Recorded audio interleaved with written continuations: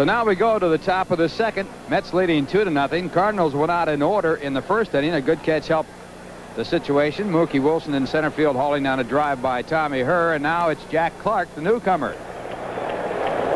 Fastball hit to deep left field. It is gone. Goodbye. So Carter, in his initial at bat as a St. Louis Cardinal, has done what the Cardinals want. He has homered to put the Cardinals on the board. In just his second year, the Mets' 20-year-old pitcher Dwight Gooden had become the most exciting player in the league. Electric. You know, he had electric stuff, and when he pitched, whether it was at home or on the road, there was a buzz. We wanted to be there in case the incredible happened. And the incredible was more likely with Dwight Gooden in 1985 than with any pitcher since Koufax. Even Sandy Koufax himself fell under Gooden's spell, saying, "I'd rather have his future than my past." He was so good. It was a joke.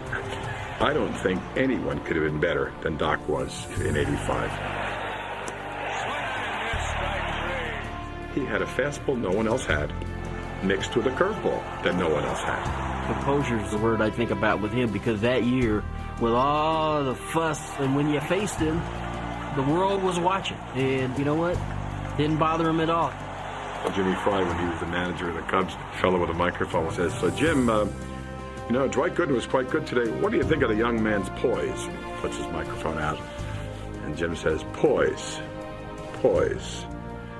I'm 53 years old. I've got poise. What I don't have is a fastball and a curveball that can kill everybody."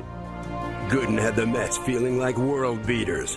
Their greatest challenge in the NL East in 1985 would be the St. Louis Cardinals. The Redbirds built their team around speed and defense, playing Whitey ball, named after manager Whitey Herzog, and best personified by center fielder Willie McGee, who would steal 56 bases while winning the batting title and a Gold Glove. Whitey put together a ball club conducive to our ballpark. He wanted to put together a ball club with speed, guys that could hit the ball on the ground and run. And then we had big Jack Clark in the middle to try to salvage things at times when necessary. Jack Clark had come over in an off-season trade with more career homers than the rest of the Cards' 1985 regular lineup combined. But the key addition to the roster was a little-known speedster who didn't even make his big league debut until the second week of the season. The throw is wide, and he's safe at second base. Vince Coleman set a rookie record with 110 stolen bases, the third highest total in modern history. Going into the ball game, your thing was to get on base. It was so much fun by being on that team, because we was playing as though we was playing in the park or when you was in high school. And here we are at a major league setting, and it was almost like a track meet every day. There's a rundown play to beat all rundown plays. As exciting as they were on the bases, the Cardinals of 1985 were that rarest of teams that was equally exciting to watch in the field. And it all started with the Wizard of Oz. Play by Ozzie. The team that they put on that field at that time might have been the best team as far as range in the history of baseball. Guys like Ozzie Smith and Terry Pennington on the left side, and center field of Coleman and McGee. These guys could fly. It was unbelievable.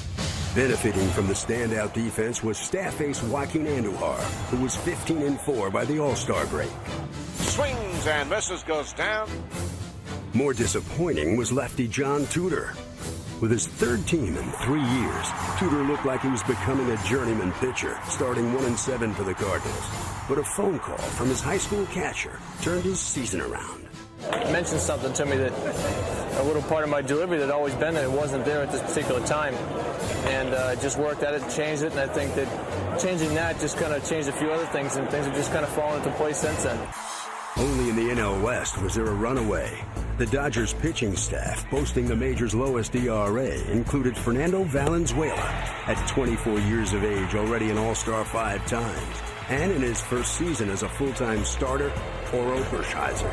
Pitch, swing and a miss, and he struck him out. In the NL East, Doc Gooden finished even stronger than he had started, incredibly allowing no earned runs in all of September.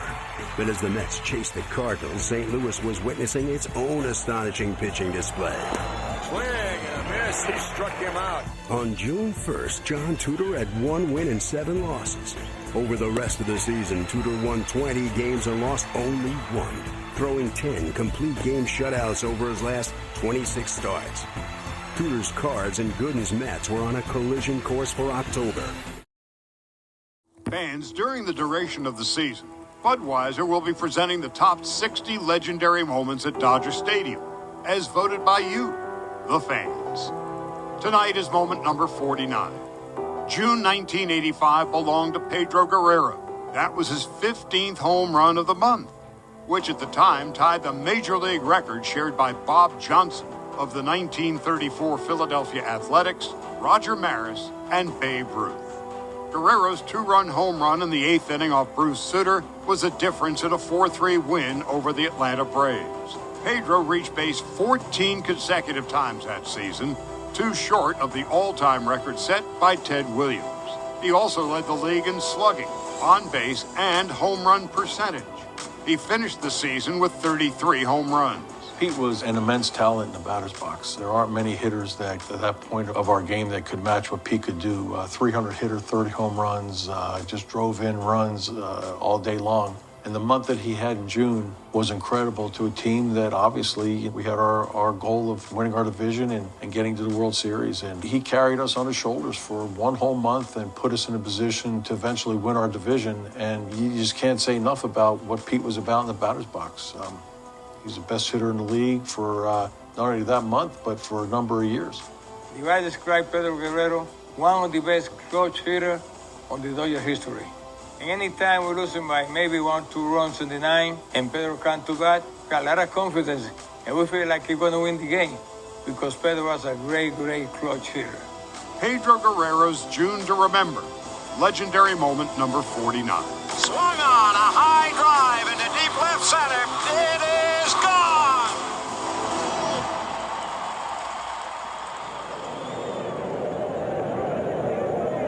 Pedro Guerrero doubled and grounded to short, scored a run. High drive into deep left field. Back goes Braun. Away back, it's gone. Guerrero hits his 20th home run of the year, and the Dodgers lead 5-0. And you don't necessarily have to hit strikes. That ball looked like it was out of the strike zone, looked like it was low, and he just reached down with like a 5-iron and really hit it. Deal. The Birds sending minor league outfielder Mark Jackson to Cincinnati in exchange for veteran outfielder Cesar Cedeno. Cedeno had a 2-run single against the Cards the other night, but he's hitting just .238 this year. Nevertheless, he can play some first base until Jack Clark comes back, and his 16 years of experience won't hurt either. I'd say that Cedeno right now is as good as Willie Mays. In other words, in my opinion, he has a chance to be as good as Willie Mays. I don't think any ball player that I've ever seen can be better than Willie Mays. But Cedeno certainly has all the tools, all the ability to be as good. Bottom of the 7th, newly acquired Cesar Cedeno makes his first swing of the bat in a Cardinal uniform, one to remember, as he blasts a homer into the upper deck and left to cut the Houston lead to 7-3.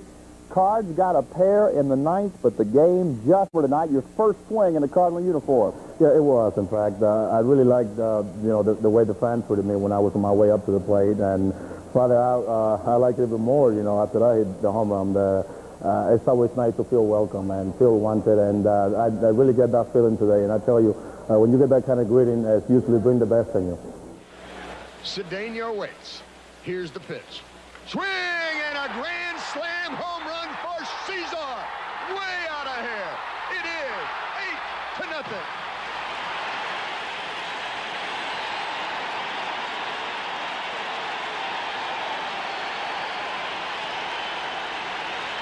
Score is 0-0. And that's got a chance to get out of here. It is going to be off the wall and over the wall, and a home run for Cedeno leading off the 10th. What a great dimension he adds, Jay. An 0-2 delivery, and Cedeno measured it off just right, hit it over the wall and left. And boy, wait till we show you that Cardinal dugout down there. The man from the Dominican came over from Cincinnati, his 6th home run of the year, the biggest one of this season, and in a Cardinal uniform, and happiness reigns right now. An breaking ball, and Cedeno rips it over the left field wall. Just sneaked over there. Cesar Cedeno's got a bad knee. He hurt it before the game yesterday. He was only able to play 1 inning. So if he does hit the ball on the ground, this is going to be an automatic 2. I don't know how long Cedeno is going to be able to go today, but he has provided him with quite a bat since taking over from the injury to Jack Clark. Ground ball up the middle, base hit. A run will score. 2-0 in favor of the Cardinals. Dernier fumbles the ball, throws a third too late, and on the throw, Cedeno advances the second. The outfield shades the hitter towards left. Base hit for Cedeno, and another run is in. That gives him 2 out of 2 today, and 2 runs batted in. Cedeno is hitting a red-hot .500 for the Cards, 18 of 36. His confidence level is almost frightening, especially if you're a pitcher. Like, for example, that pitch, the home run that I hit, you know, I went to the plate, and it was only one thing on my mind. I went out there, and I wanted to hit a home run. Goodbye, goodbye. Cesar Cedeno has done it again, and the Redbirds lead it 3-1. He has been some player since coming from Cincinnati. Cedeno says at first he didn't want to leave the Reds. He wanted to see Pete Rose get his record-breaking hit. But now Cesar is grateful to Rose for making the deal. I spoke to him, and I thanked him 3 times. I say, thank you for giving me the chance to come to St. Louis. It's been great out here. 4 for 4, 3 RBIs. And with a triple right here, would hit for the cycle. Well, there it is, maybe. His 6th hit of the day into the corner. I have to admit that was a pretty decent day.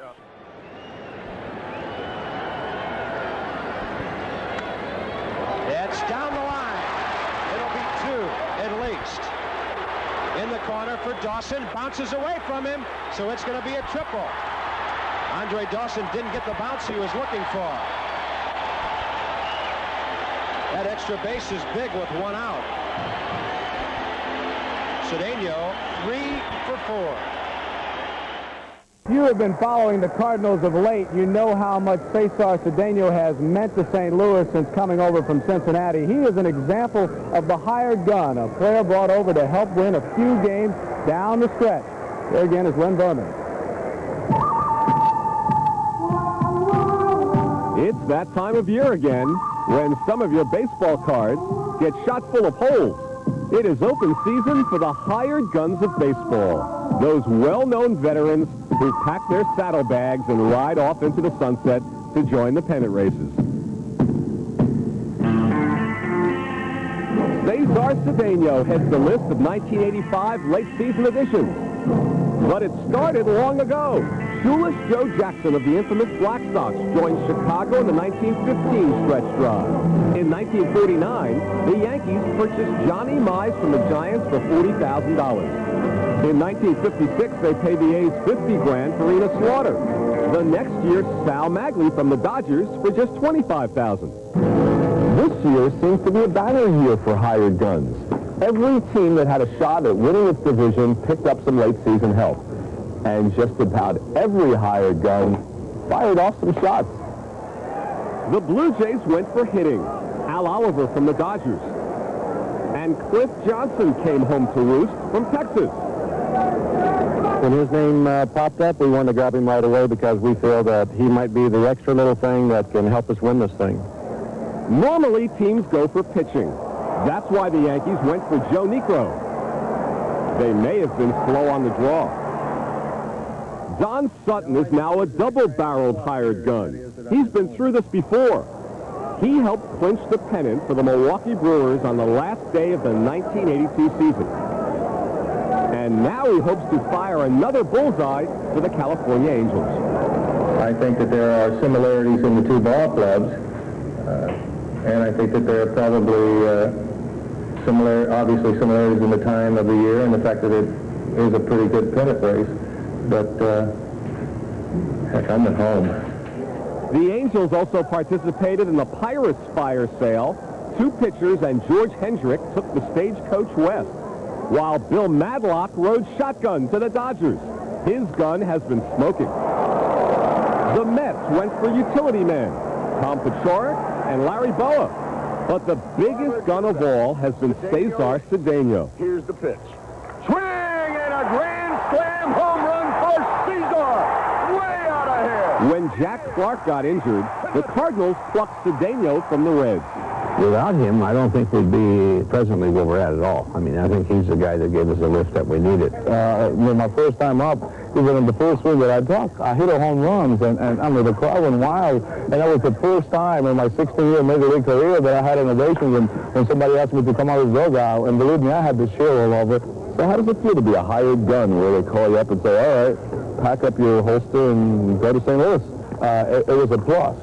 There I was in Cincinnati, not playing at all, and all of a sudden, you know, I feel that I was in big time. I mean, I had a chance to prove myself all over. And so for Cedeno and the other hired guns of '85, it may be their last ride to glory as the sun sets on pennant race '85. Glenn Berman reporting. Thank you, Lenny. Cedeno, of course, a key hit last night. He had a triple to help break up the 3-3 tie. Well, it's quite an afternoon. The Cardinals coming back from the dead are trailing 6-5. The Mets have just added 2, so they're breezing over Pittsburgh 10-1. So there's a lot going on here and there. A lot going on everywhere. This is a great time of the season because it's scoreboard baseball. You're watching this game, you're watching the other one. What if this happens? What if that happens? It's a great time. In fact, the last time we just checked, Houston was leading Cincinnati 5-4 in the 7th inning, and the Dodgers haven't started to play yet in San Francisco. So stay with us. We'll cover as much as we can for as long as we can. You can bet Lasorda is knowing what's going on. You bet. Tommy Herr, who started things off in the 6th inning when the Cardinals scored 4 and sent 9 men to the plate.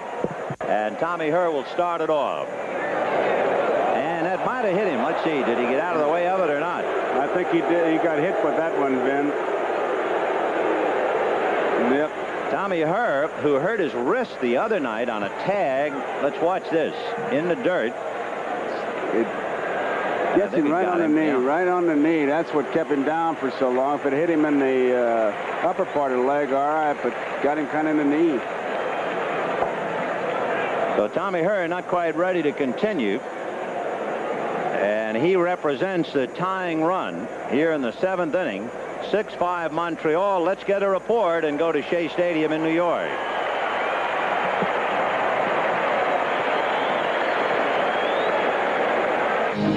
Here it is, Vin. Bottom of the 7th. Keith Hernandez ricochets it through the box.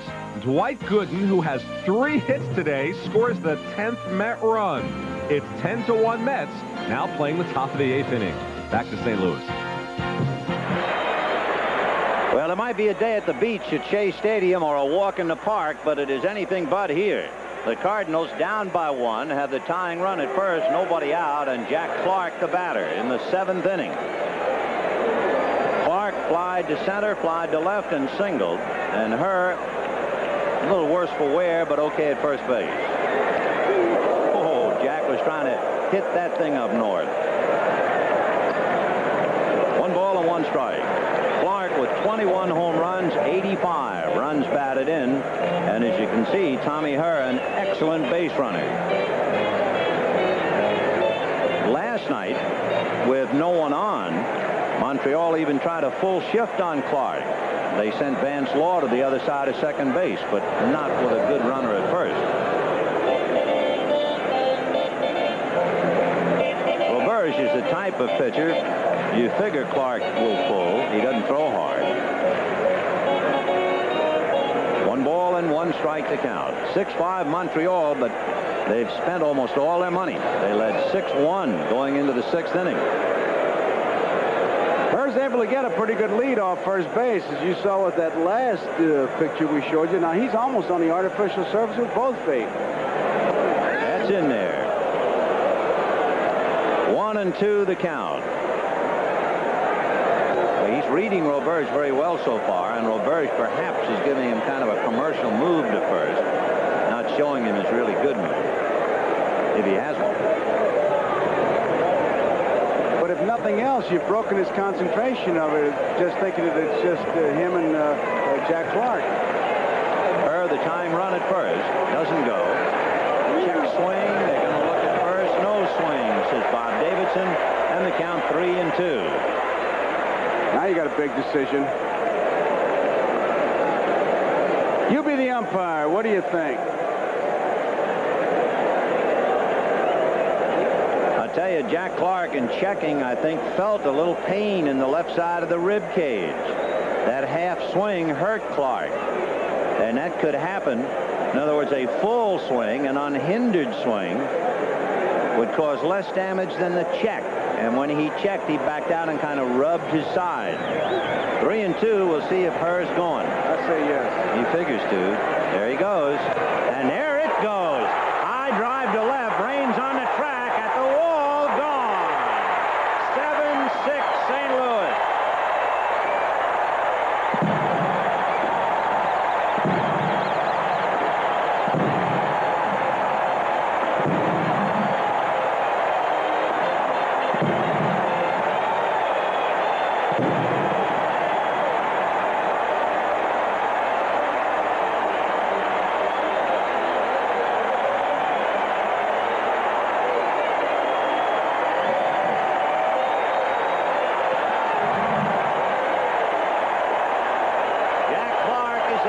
Take a curtain call by the crowd.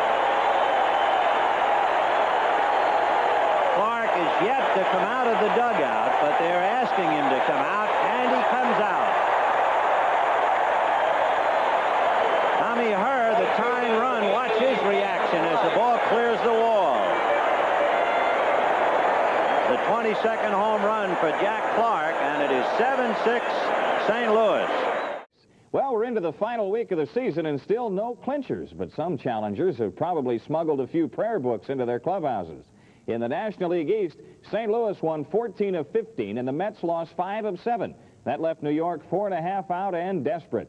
But to their rescue came the Expos with 2 weekend victories to raise their season mark to 11-7 over the Cards. And so the Mets enter St. Louis still basically needing to sweep, but with a chance. And in the West, 14 of 16 victories kept the Reds' hopes flickering. But the Dodgers, leading by 5.5, gave Cincy little comfort when they took on the Giants. With the Reds winning 12 of 14, the Dodgers could ill afford to coast upon playing host to their West Coast rivals from San Francisco. Orel Hershiser opened the 3-game series with a serious display of L.A. clinching intentions. A 6-2 win, 10 straight for Hershiser, 5 in September, and 18 this season. The Giants have often thrown a wild card at Dodger pennant schemes late in the season, but L.A. wouldn't sign up for that old plot this time, scratching out 4 first-inning runs to provide Hershiser with a comfortable cushion.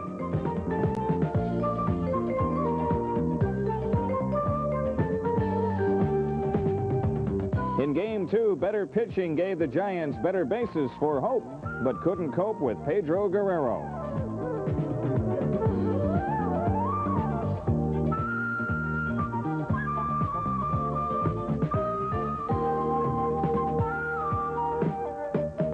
Homer number 33 by Pedro made it 3-1 L.A. in the 8th, but the Dodger bullpen dug itself a small hole in the 9th. As reliever Tom Niedenfuhr was forced to face the potential tying runs on base.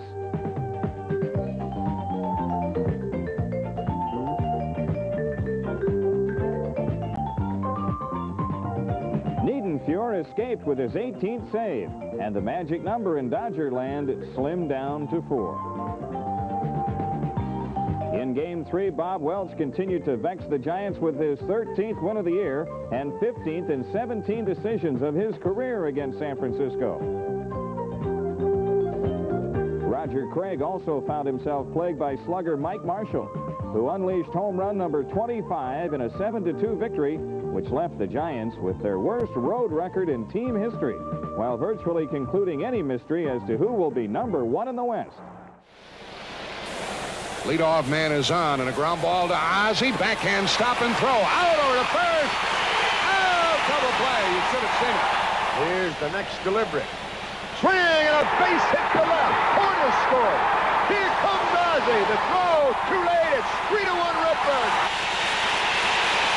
If anybody had asked me this in spring training, I would have to say I couldn't imagine myself doing this well, but I also have an answer. I've worked hard enough, you know, in the off season and during the season to be worthy of a year like this, and I feel many more. Swing and a hit to left, and a run is home. The Cardinals lead 4-2. The right-hander delivers to Carter, and a swing and a fly ball to short right field, and strike is there, and that's a winner! A winner! And the Cardinals beat the Mets. The Cardinals are 2 games out in front with 3 to play. What a game. What a game. Eckersley ahead on the count. The pitch. Swing and a fly ball to deep center, and that'll get the run home. Denier has it. Coleman tags. Here he comes. Cardinals lead 1-0. Eckersley fires. Van Slyke hits it deep down the right field side. Way back, may go. It does. Number 13 for Van Slyke, and the Cards lead 2-0.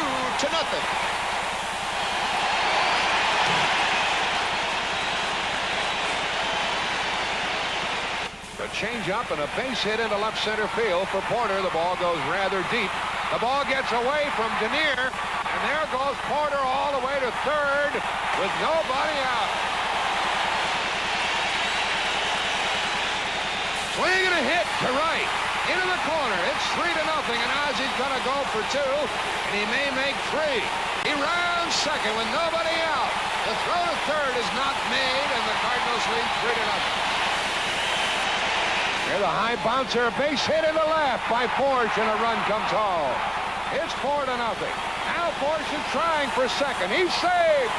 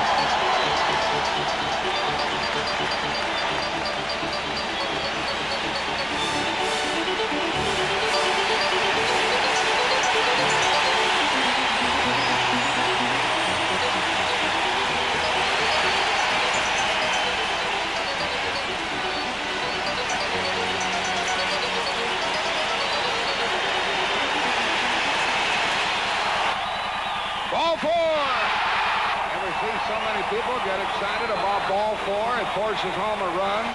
The pitch. Swing and a base hit in the left down the line. Fair ball into the corner. He'll get 2. Left fielder Matthews digs it out. The Willie's trying for 3. The throw, he's saved.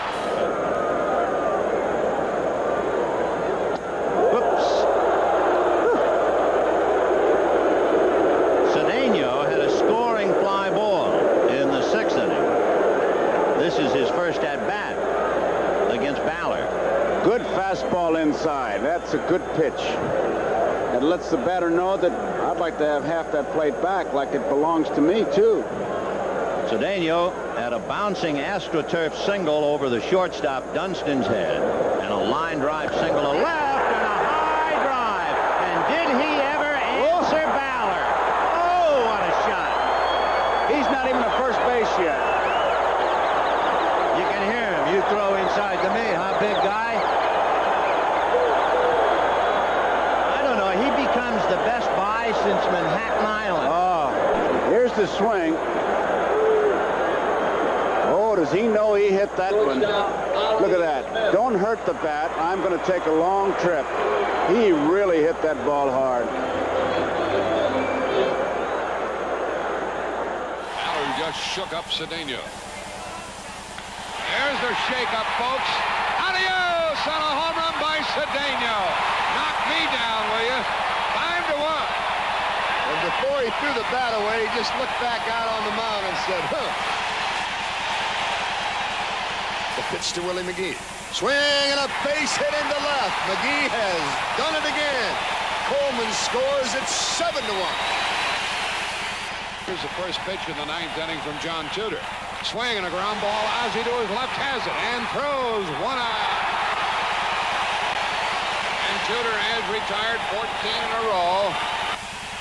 Here's the pitch. Swing and a pop-up. Ozzie wants it.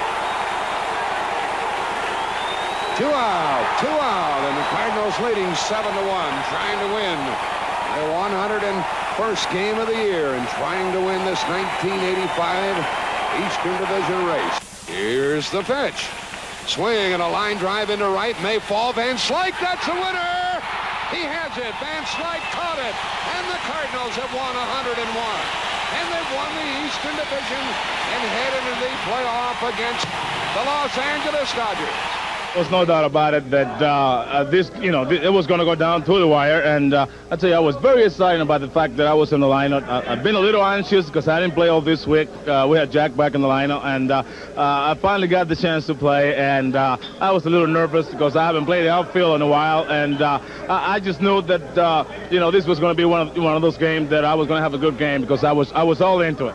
You can play baseball, you can still play, you know that, but you had to prove it to a number of people, and you have proven it here in St. Louis. Absolutely. As I said before, I was in the last chance, the last year of my contract. I wasn't getting a chance to play in Cincinnati, and I know that I had to make the best out of the opportunity that the Cardinals was giving me, and I have done that. I made up my mind that I say, well, this is going to be do or die for you, or your career, your career is down on the line, and you have to go out there and prove to the Cardinals and prove to the other people out there that there's a lot of baseball left in you, and I believe that I had done that. I feel very satisfied, and hey, L.A., here we come.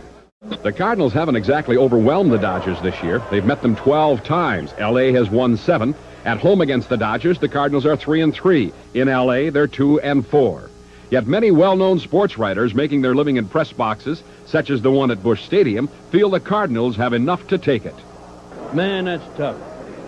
I think I'd go with the Cardinals. Tommy's one heck of a manager, but I have great faith in Whitey Herzog. He's my favorite manager, and I think when it comes down to the short strokes, Whitey can be the difference. I always liked speed. The Cardinals, to me, have always meant speed, and if you don't have speed, there's no way you can make up for it. And if you have speed, you can make a lot of things happen. Tudor and Andujar are very good pitchers, and Cox, but I think with Valenzuela and Royce and Hershiser and the other pitcher they have, the right-hander, I like their pitching a little bit better. The speed of the Cardinals are great against the pitching staff of the Dodgers. Right now, I would give the Cardinals an edge. Of course, the Dodgers put a lock on the National League West Wednesday night when the second-place Cincinnati Reds lost to the Padres. When that news was flashed on the scoreboard at Dodger Stadium, the L.A. bench did some celebrating, and so did their fans, which reminds us of the cartoon which says, "You are now leaving Los Angeles. Please resume normal behavior." Well, when you see this report by Keith Olbermann of KTLA, you'll understand what we mean. This is the city, Los Angeles, California. Looks pretty normal from up here, huh? Well, it is dark.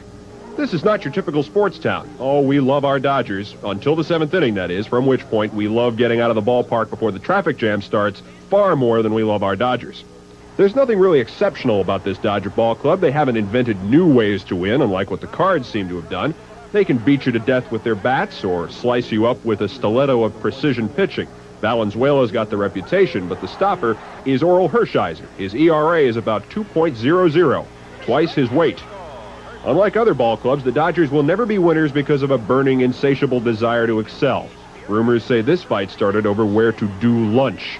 When the Dodgers win, they win because it's cool. Actually, this year they did something very uncool. They got Bill Madlock from the Pirates late in August, the first time since they moved here that they succumbed to baseball's time-honored tradition of buying talented mercenaries late in the season. Maybe they're a little more intense about this pennant. Still, the exceptional thing about the Dodgers is the atmosphere in which they play. When was the last time you saw Cary Grant at Busch Stadium? For that matter, when was the last time you saw a bicycle race through the ritziest part of town and found among the spectators the likes of the fashion designer, Mr. Blackwell? Well, no, you're going to laugh at me because I'm kind of stupid. I was sitting here watching these guys go around. I thought they were having a marvelous time, and I said, what are they doing? They said, they're racing. I said, for what? Are they going to win the street or something? On the streets in Southern California, you can conceivably trip over celebrities. Nobody's impressed or startled by fame or success, which may explain the presence of one John William Johnstone Jr. on the Dodger roster. Here, everybody is a star, so if you want to get noticed, you have to be a beyond star. And whatever that means, Jay Johnstone is it. Where's Jay Johnstone? Find the phone. Jay will be right here. Okay.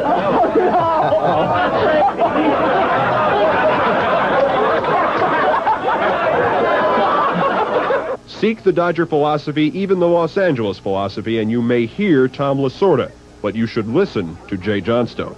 Do you think people take everything too seriously?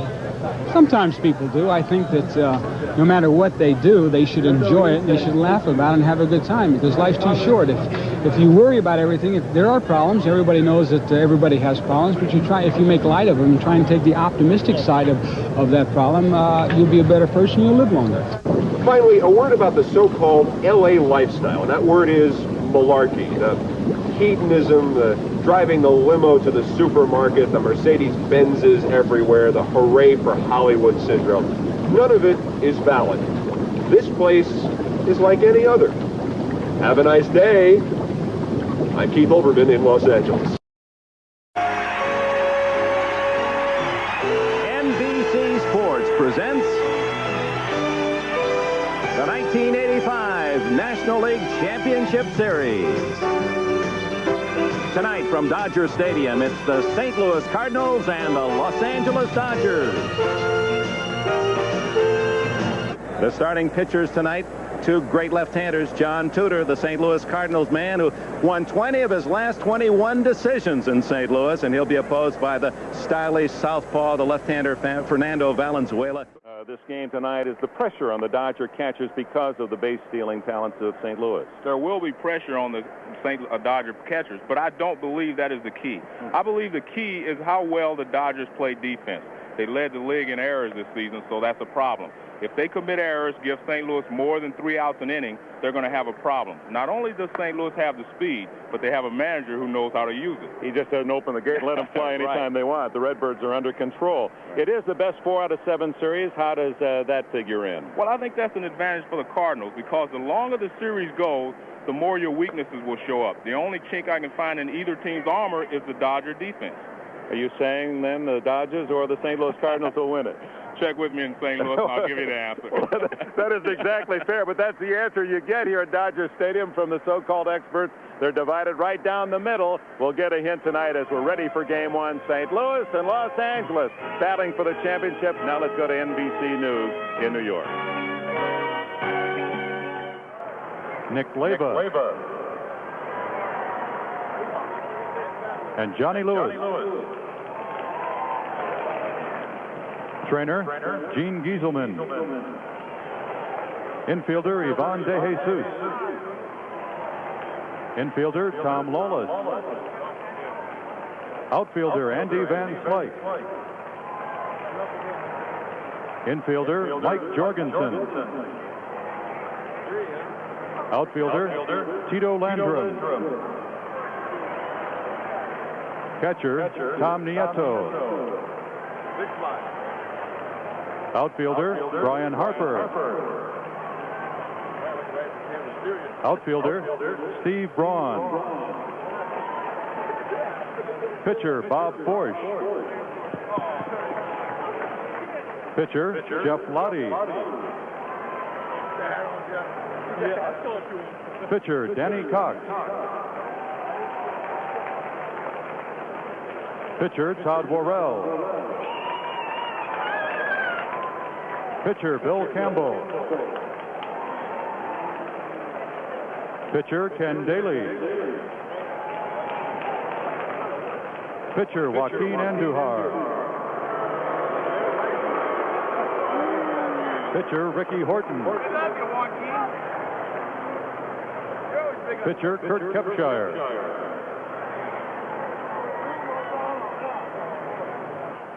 In the Cardinal bullpen, Randy Hunt and coaches Mike Rourke and Dave Ricketts. The manager of the Cardinals, Whitey Herzog.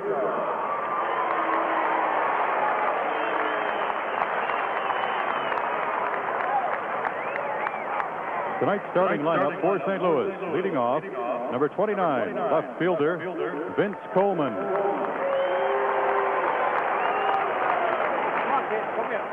Batting second, number 51, center fielder, Willie McGee.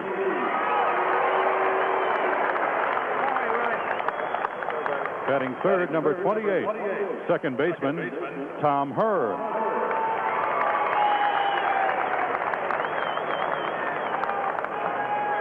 Batting fourth, number 22, first baseman, Jack Clark.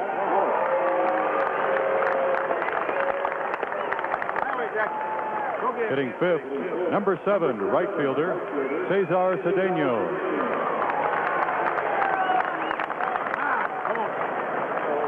Batting sixth, number 9, third baseman, Terry Pendleton. Hitting seventh, number 15, the catcher, Darrell Porter. Batting eighth, number 1, the shortstop, Ozzie Smith.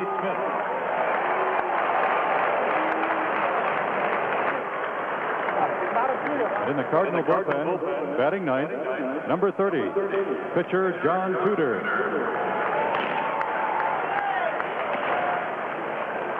Now let's meet your Western Division champion, Los Angeles Dodgers.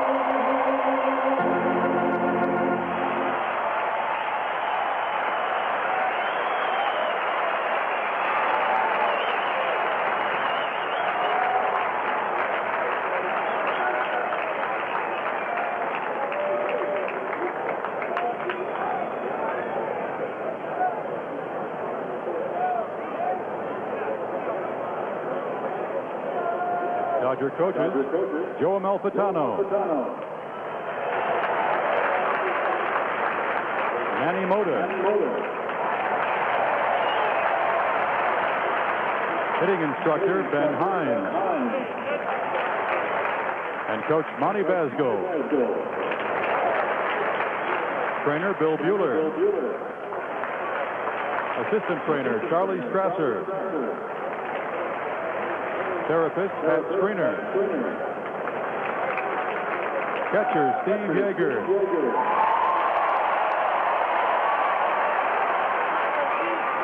infielder Greg Brock, infielder Dave Anderson, outfielder Jay Johnstone, outfielder Len Matuzek, infielder Bob Baylor, pitcher Alejandro Pena, pitcher Carlos Diaz, pitcher Bob Welch, pitcher Bobby Castillo, pitcher Rick Honeycutt, pitcher Jerry Royce,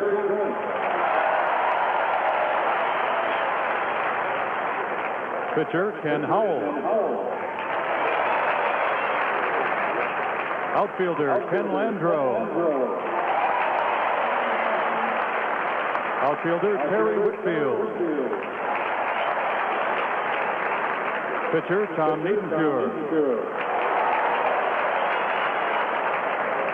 pitcher Oral Hershiser,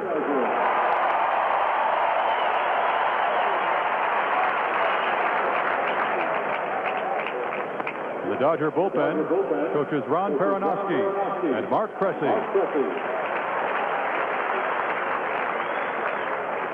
The manager of the Dodgers, Tommy Lasorda.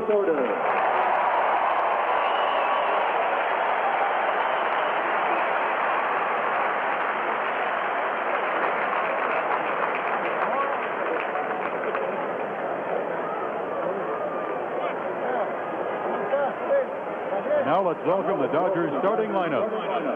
Leading off, number 25, shortstop, Mariano Duncan.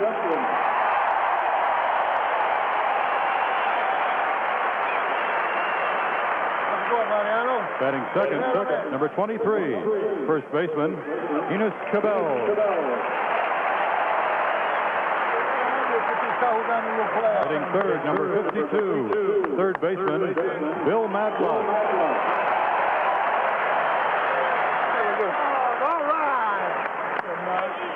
Batting fourth, number 28, left fielder, Pedro Guerrero.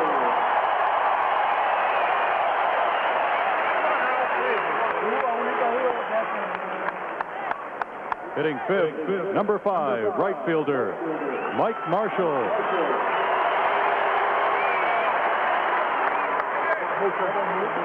Batting sixth, number 14, the catcher, Mike Sosha.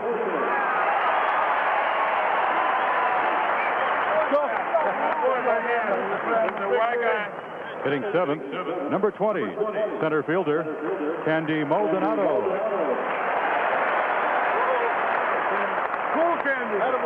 Go get your uniform dirty, Candy. Batting eighth, number 3, second baseman, Steve Sachs.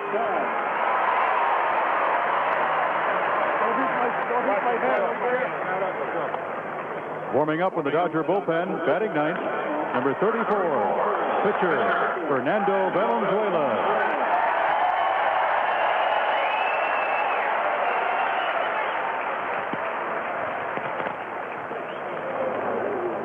Ladies and gentlemen, our color guard tonight features representatives from youth baseball. Billy Keep, age 17, representing Babe Ruth baseball. Greg Isaacson, age 16, American Legion. Greg Petrello, age 16, Tony Colt. Bridget Tandro, age 15, representing Little League softball.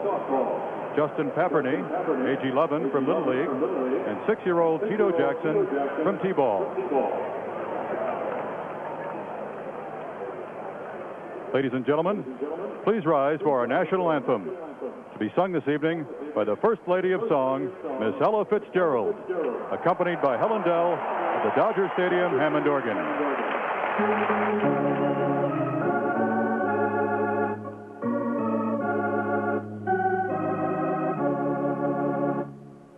Oh, say, can you see by the dawn's early light what so proudly we hailed at the twilight's last gleaming, whose broad stripes and bright stars through the perilous fight o'er the ramparts we watched were so gallantly streaming, and the rocket's red glare, the bombs bursting in air, gave through the night that our flag was still there. Oh, say does that star-spangled banner yet it waves o'er the land of the free and the home of the brave. Oh, my. The First Lady of Song, Ella Fitzgerald, has warmed it up for the first game of this championship series. Vin Scully, Joe Garagiola with a play-by-play after these words from your local station. Threatening showers in the neighborhood, but so far, so good. Welcome to the National League Championship Series, and welcome to Dodger Stadium. Hi, everybody. I'm Vin Scully, along with Joe Garagiola. Well, they say the name of the game is pitching, but other ingredients certainly come into this one, like defense and speed. Well, pitching and defense always seem to go hand in hand. Pitchers are reluctant to throw strikes if the defense is bad, and defense is always ready if the pitcher throws strikes. But you look at the Dodger pitching, their defense has not been that good, so maybe Dodger pitching is a little bit better than given credit for, and is the Cardinal speed a little bit better than everybody gives it credit for. And maybe that's a pretty good insight into the fact that John Tudor, in winning 21 games with a better defense, perhaps has had it a lot easier than Fernando Valenzuela, not only winning 17, but having so many errors back of him, walking over 101 and piling up over 270 innings pitched. Well, Tudor says, if I can keep the ball in the ballpark, even my mistakes, the glove will jump up and grab it. And Fernando, he's got a good move to first. Will that force Whitey Herzog into making a lot of hit-and-run plays rather than straight steals? And we saw John Tudor clinch it Saturday. Meanwhile, Fernando Valenzuela has not won since August the 26th. He's been plagued with a sore ankle, and for whatever reason, each time he has been given a lead since then, the lead has gone right to his hands, which is not like Fernando.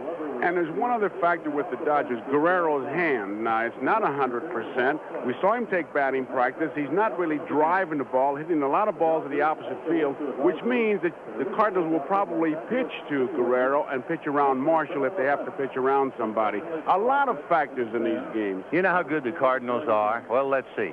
They have 2 20-game winners. They have the league's batting champion, and they have the stolen base champion. The last time a team had all 4 of those ingredients was 70 years ago with the Detroit Tigers. We'll be back with a lot more, all coming up right after this.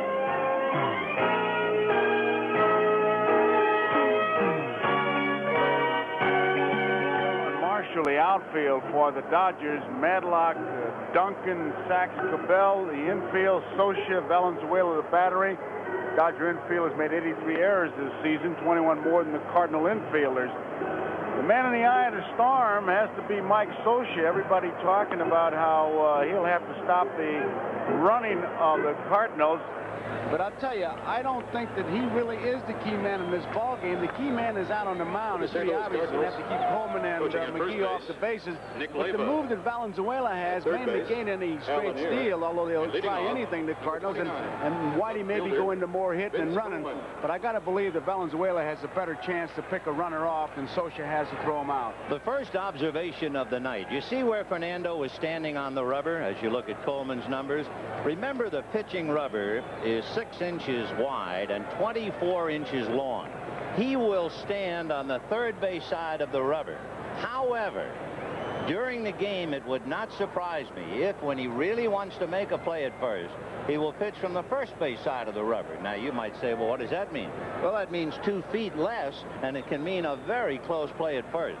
So we'll try in not only watching Fernando pitch, but if you get Coleman or McGee, one of the rabbits on the field, we'll point out whenever we think Fernando is not on his normal third base side and is rather on the first base. That's where he normally is.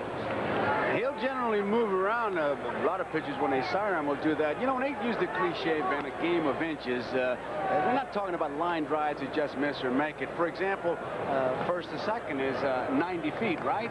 But if the throw is on the second base side, the first base side, second baseman or shortstop can take the tag. It's only 87 feet. So everybody's trying to pick up a little bit of an edge. Bill Madlock is going to be wearing out the spot that he's standing on. He's already on the grass. Says something is being delayed here. Fernando doesn't seem to be too happy about something. Rosenbach, I guess. Well, we're about ready to hook up now. You have 5 switch hitters in the lineup. Coleman, McGee, Herr, Pendleton, and Ozzie Smith. Another quick observation. You saw Socia say, be alive for the bunt. So it's hi-ho silver and a cloud of dust as the Cardinals get ready. Coleman, and what an incredible story he was, being called up from Louisville. He only had 3 hits and 22 at-bats at Louisville when they called him up. But McGee was hurt. Landrum was hurt. This kid was brought up and went on to steal 110. 0-1, the count to Vince Coleman as we started off. Coleman, then McGee and Herr. The Dodgers with Cabell, Sachs, Duncan, and Madlock. Guerrero, Maldonado, and Marshall. 1 ball and 1 strike. Cabell is deep, so he's not expecting a bunt along first. But up on the edge at third is Bill Madlock. 1 ball, 1 strike. Fouled away off first down the line, and the count 1-2. Fernando Valenzuela hurt his ankle in Atlanta a month ago, and each of his 4 starts between Atlanta and the pennant clinching, Valenzuela blew a lead in the 6th inning or later, and he didn't win any of those 4 starts. That's very much unlike him. Just missed. 2-2. That's the pitch he's going to be trying to get all night long. He uses that screwball to bait hitters. He's got certainly a good enough fastball to strike him out, and he took a shot at that black part of that plate. 2-2. Fouled away. Psychologically, it would be an edge for the Dodgers to get Coleman and keep him off the base paths the first time. And at the same time, it would give the Cardinals a leg up, indeed, if they can get Coleman aboard opening up the game. And you can carry it a step farther, too, as we look at where he's standing. Will Coleman run on the first pitch? 2 balls, 2 strikes. Fouled away. The Cardinals, to give you an idea of their running game, and I guess everybody knows that they are the runningest team with their 314 stolen bases. At one stage, they stole 35 in a row. I mean, once they get on a roll, look out. And it is the responsibility of the starting pitcher opposite to keep Coleman and McGee off the bases. 2-2. And the Scroogey missed. 3-2. What he doesn't want to do is the base on balls. There's no defense against that as we look at Lasorda and Peranoski. Peranoski says that Valenzuela gets in trouble when he gets that ball up and misses away high. That's what he watches for. He gets that arm out, the screwball flattens. High foul down the right field line, peeling off. Marshall coming, can't get there. Now that ball would be caught during the regular season, but in league championship games and in the World Series, there are special seats added, as you can see, and that ball could have been caught on the warning track, but not now. So it's a break for the hitters. 3-2. Fouled away again. So in charting pitchers, Fernando, who had worked over 270 innings and could use some rest, has made 9 pitches on the leadoff man alone, and the count 3-2. High pop foul, and it'll be Cabell, backed up by Sachs, and it'll be Sachs who'll make it. So it took 10 pitches, but they finally took care of the leadoff man, Vince Coleman, on a foul ball. 1 away. Number 51, center fielder. This Cardinal team is an absolute juggernaut. Not only did they steal 314 bases, they scored 175 more runs in the opposition. And of course, here's a case in point. Look at his numbers. The league's leading hitter, and now goes in the history books as the best switch hitter in the National League. Fouled away. The best average for a switch hitter in history belonged to Mickey Mantle in 1957. He hit 365, but would you believe it, Mantle didn't lead the league that year. Ted Williams did. 0-1 to McGee. In looking back head-to-head this year, the Cardinals and Dodgers, the idea of not walking these hitters, Coleman and McGee, in 51 at-bats against Dodger pitching, McGee did not get a walk. 0-2. Got him. That's the message Lasorda wanted to send over to the Cardinals, is that we're going to keep the jackrabbits off the bases. It looks like a good fastball. Socia lines up outside. Looked like it might have even caught that outside corner. McGee trying to just foul it off.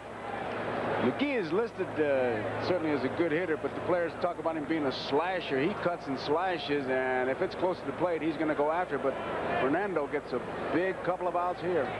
Tommy Herr with a remarkable combination of a big batting average, a lot of RBIs, and only 8 home runs.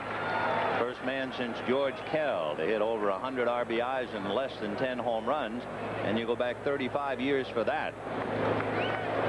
On the fist, and he cracked his bat. He'll have to get another. I could hear that up here. Well, after that workout he got with Vince Coleman now, he has made 8 consecutive strikes. And he is 0-2 on Tommy Herr. Ball 1. Hard breaking ball in the dirt. When you talk about a Fernando good fastball, you're talking about 85 miles an hour. That's his neighborhood. That's where he lives. But with that screwball, that neighborhood has been upgraded. It's not urban renewal. Missed with it high, 2-2. This 2-2 pitch, he doesn't want to go to 3-2. Now, he's been able to really get that outside corner, and we'll watch as Socia sets up there, because the last 2 pitches have been breaking balls, and the pitches that he's been getting, got the first 2 hitters, that fastball. One hopper by a diving Madlock, and down the line. Over to get it is Guerrero. Herr going to second, and the throw into Sachs. He is in there. So a 2-out double for Tommy Herr, and he is 4 for 9, going head-to-head with Fernando Valenzuela. And he didn't hesitate as we look at Madlock. It gets by him, and Guerrero got over in good shape, but it certainly didn't stop Tommy Herr. Down he goes. So Madlock diving at an echo. That thing was by him. A double with 2 out by Tommy Herr would bring up Jack Clark. Clark with 22 home runs, 87 RBIs, missed 43 games because of pulled muscles in the rib cage, and it turned out in a sense to be a blessing, because when Clark got hurt, Whitey Herzog had breakfast with Jim Cott, the Cincinnati pitching coach, and wondered aloud if Cedeno was available. Cott talked to Rose talked to Bill Burgess, and the next thing you know, Cesar Cedeno is on deck. 1 ball, no strikes. Scroogey in there. That says more than just on deck too, Ben, because as we look at her at second base, Clark, a good fastball hitter. You can throw him all kinds of stuff. You throw him a fastball, he'll fly into action. You've got first base open, but you got Cedeno on deck. Who would you rather pitch to? That's the choice. 1-1. Fastball for a strike. So 1-2 the count of Jack Clark. And there's Cesar.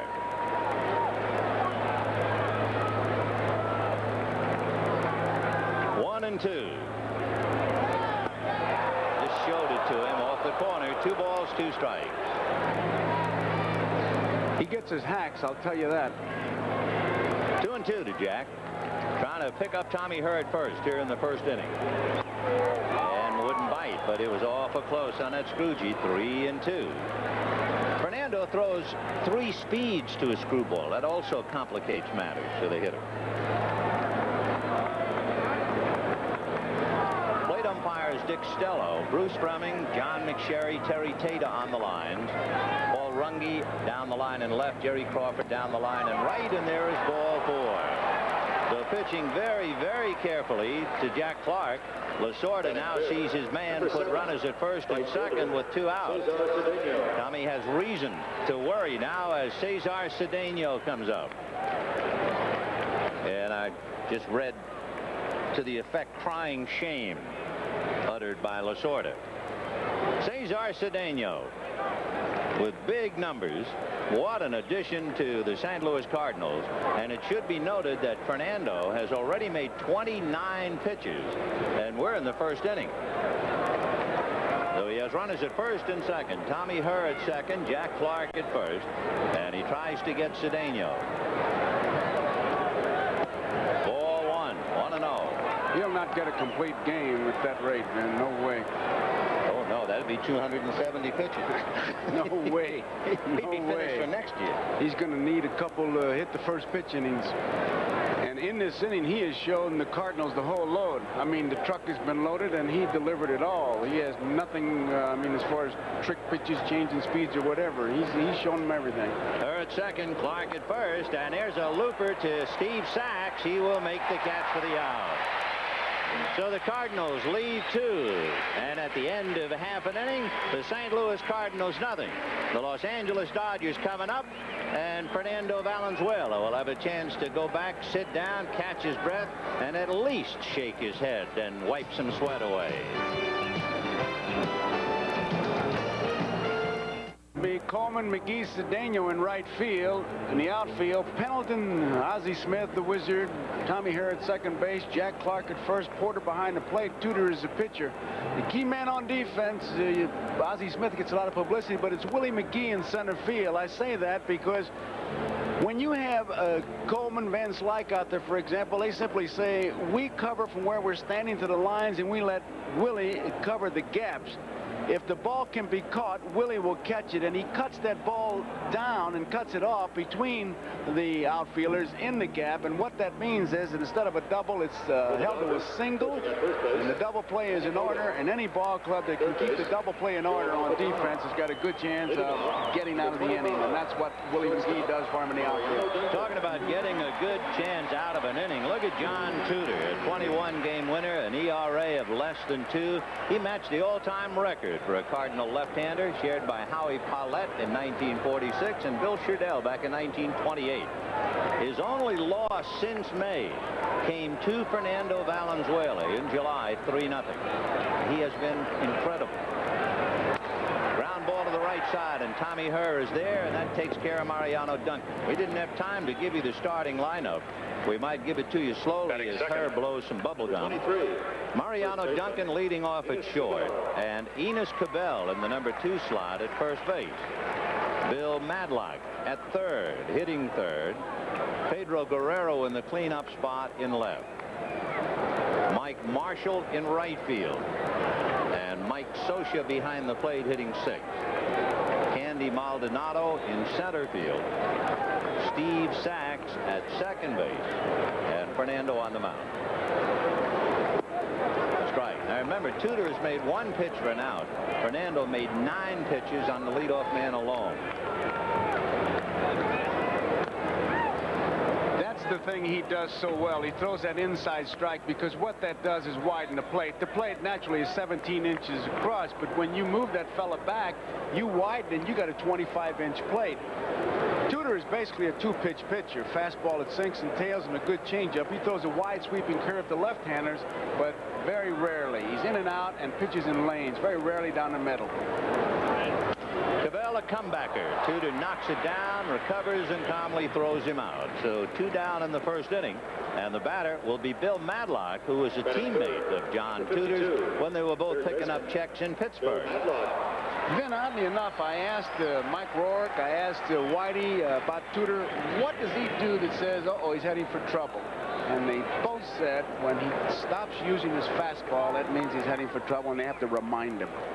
Yeah, I doubt very much if he knows what trouble means. To give you an idea, he finished off the year by allowing a total of 1 earned run in his final 3 starts. Off speed for a strike, 0-1. Can you imagine that? And that clincher game that he pitched, by the way, he only used 90 pitches to beat the Cubs on that Saturday we did. 10 shutouts John Tudor had this year. There's a ground ball hard, but right to Tommy Herr, and it's a ho-hum inning for John Tudor. A couple of ground balls and 1 hit back to him. So the Dodgers can't hit the ball out of the infield. The Cardinals couldn't get off the ground, and we've got 1 inning in the book.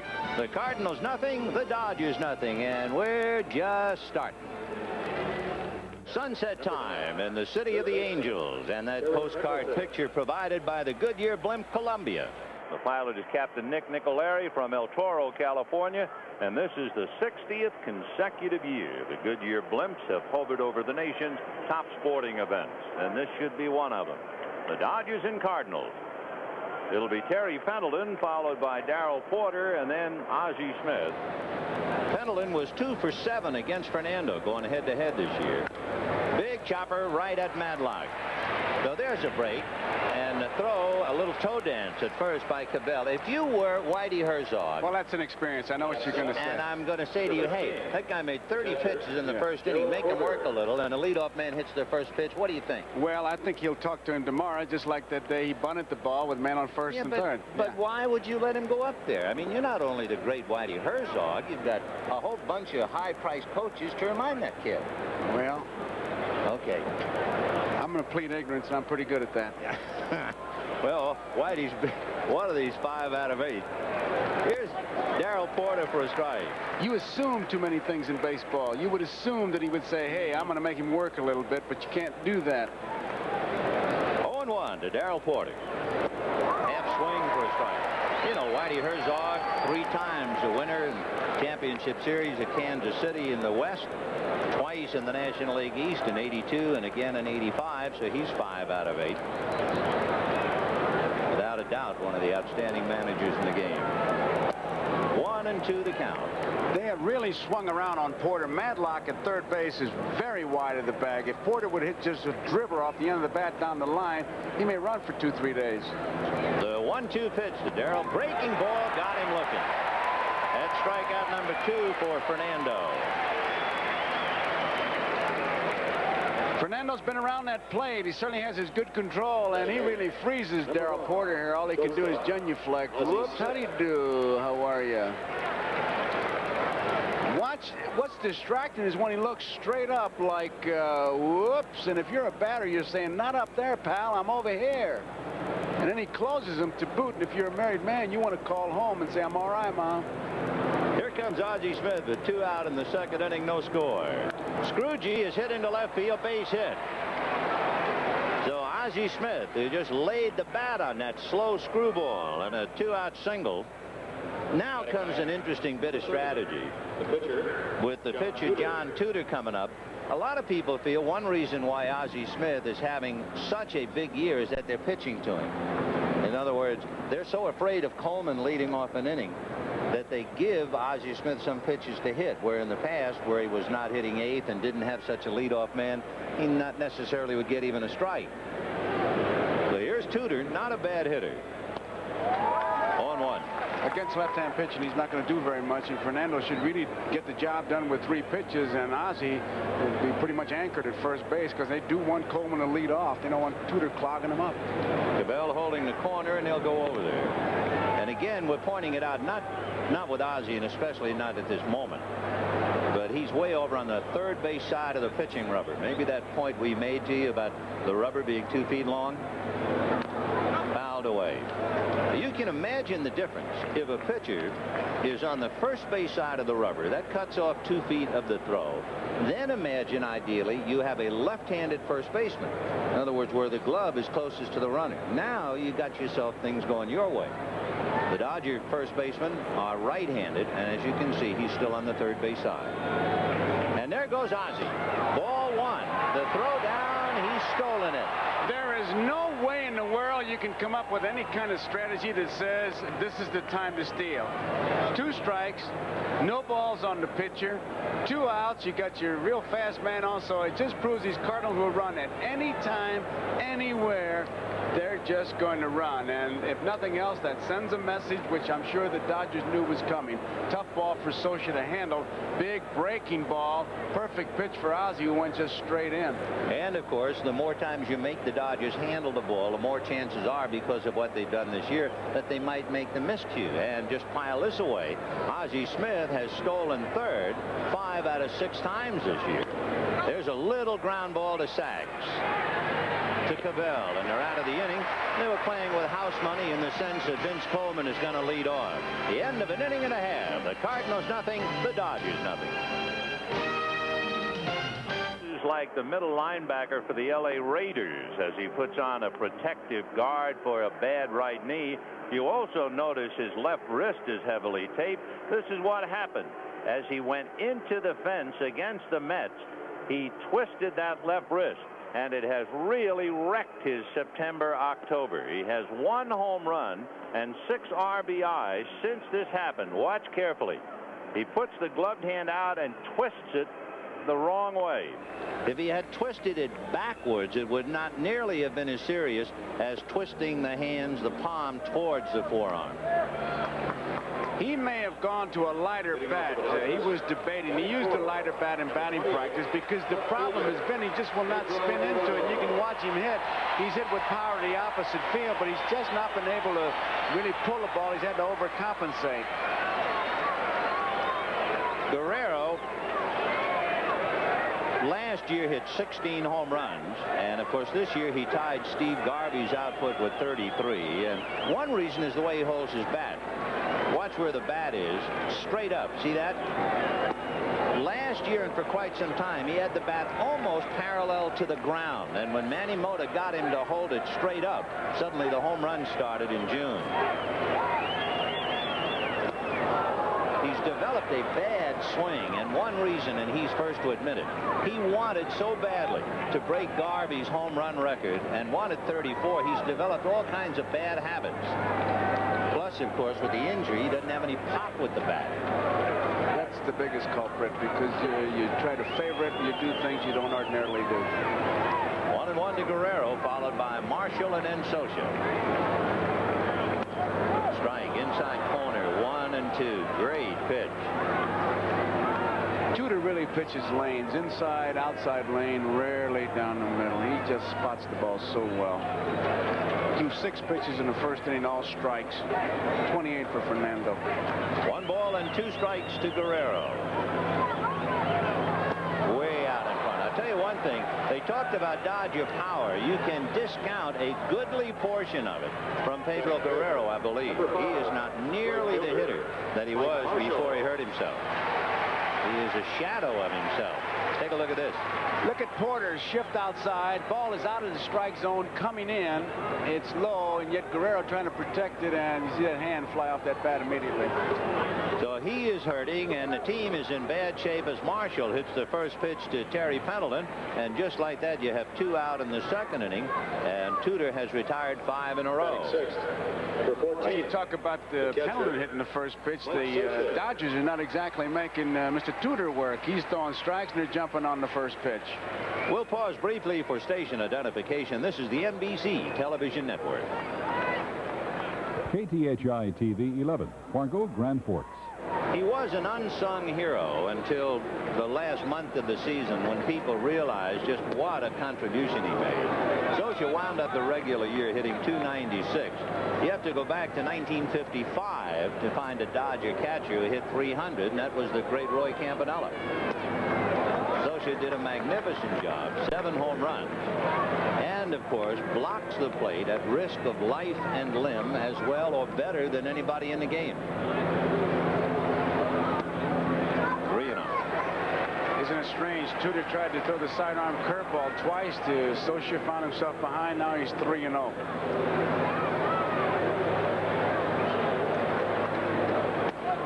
And it's in there, 3-1. He blocks the play, Vin. He is a human dead end, is what he is. Maybe later on we'll show you a dead-end collision between Jack Clark and Mike Socia. Line drive, down the line, foul, and out of play.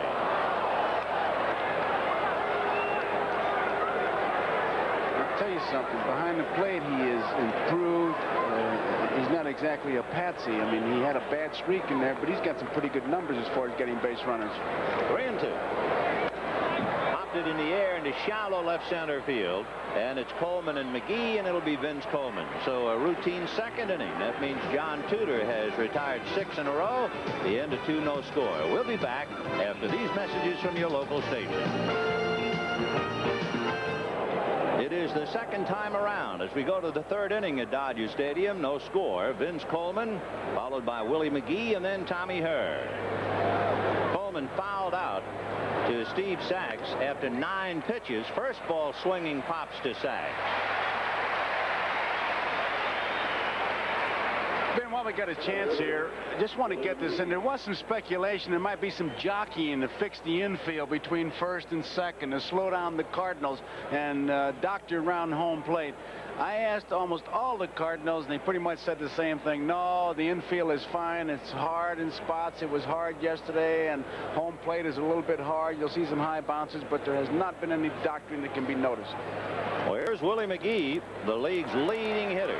0-1. As we said in the opening, the Cardinals are so great. They have the league's hitting champion, the stolen base champion, and 2 20-game winners, all on the same team. Little fly ball to center. Maldonado was there.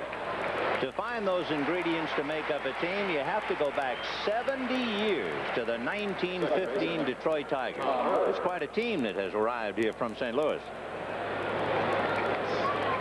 Yet it should also be pointed out, in their 12 meetings head-to-head, the Dodgers won 7 of the 12.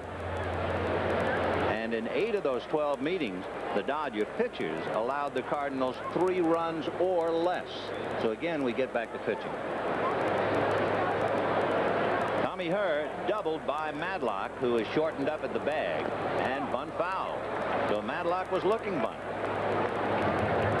Cardinals are liable to try anything to get something going, and I tell you, Tommy Herr had a good year, and boy, it really bothers me when I hear people say, well, he gets a lot of fastballs to hit because of Coleman and McGee.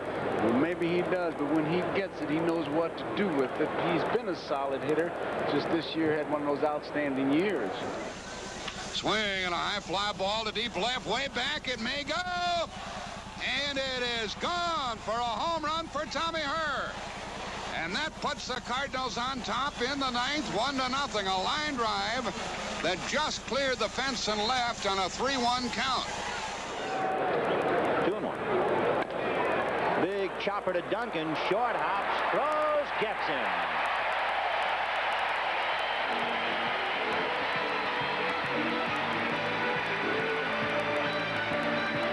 And at the end of 2.5, no score. A little by moving over to the first base side of the rubber. Can a catcher cheat at all in his crouch? Anything he can do to help?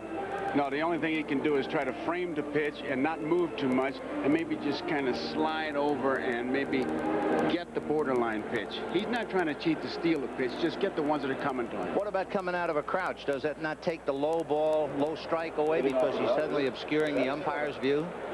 Not really. That's not cheating, no. That's maybe circumventing the rules, but that's not cheating. I just brought it up. Bottom of the third, no score. The game's within the game. And it'll be Candy Maldonado, Steve Sachs, and Fernando Valenzuela. A little soul searching on the part of Lasorda as to who should play center field against Tudor.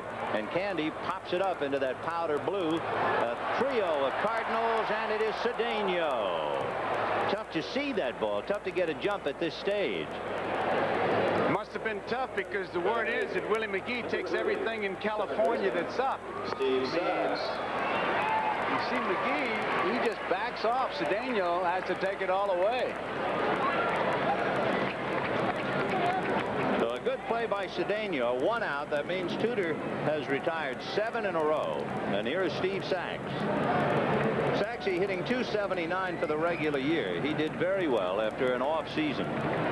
Just 1 home run, 42 RBIs, and not an extra base hitter. Despite all of his running speed, you do not look for extra base hits from him. He's been hitting a lot of balls to the opposite field, and he has pulled Pendleton in at third base with that fake bunt. 1-0. And he promptly hits one into center, and there's the Dodgers' first hit.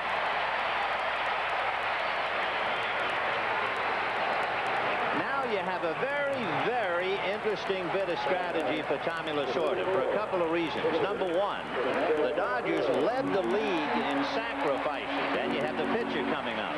However, he has sacrificed less with Valenzuela than any other pitcher on the team. And you figure this is going to be a low-scoring game. So the question for Lasorda, do I want Valenzuela to try and sacrifice?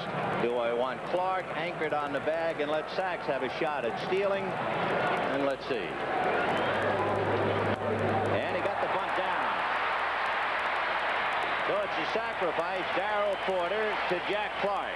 So one part of the theory held up. The Dodgers lead the league in sacrificing, and they do it. Valenzuela does so many things by instinct. I mean, you can talk to Peranowski, his pitching coach, and he'll give you chapter and verse plays that he's pulled off on the mound. A play like that, he never once tipped off what he's going to do. I don't know how he learned or where he learned how to play, but wherever, he learned well. So Fernando moves him up a notch. With 2 out, the Dodgers have Sachs at second, and the batter will be Mariano Duncan. It shows you really what a crapshoot it is. Willie McGee and Tito Landrum are hurt, and the Cardinals bring up Vince Coleman. The Dodgers had Steve Sachs hurt in an exhibition game against the Angels. Baylor was hurt. Russell wasn't right, so they brought up a kid who should by rights have spent the year at Albuquerque, and it turns out to be Mariano Duncan. And he's from that same town in the Dominican, San Pedro de Macorís, that has produced a lot of players, including several eye-catching big league shortstops. Tony Fernandez, Rafael Ramirez, Alfredo Griffin, Julio Franco. And now Mariano Duncan, who grew up idolizing Cesar Cedeno, of all people. And now he's battling against him. Ground ball to third, right to Pendleton, who cranks it up and throws to Clark. So the Dodgers lead Sachs, and it figured we got a tough one going at the end of 3. The Cardinals nothing, and the Dodgers nothing. Clark, Cedeno, and Pendleton. The sun just about ready to drop behind the Pacific Ocean as we look out west. And right in the middle, the crown jewel with the city downtown just beyond it, Dodger Stadium, in the memory of Walter and Kay O'Malley. Will never die, not as long as they play baseball here, ever. In the 4th inning, no score. Jack Clark, Cesar Cedeno, and Terry Pendleton. And look at Fernando. You talk about cutting down on pitches. Now, if you could reduce the national debt that quickly, you'd really have something. It'd be a miracle.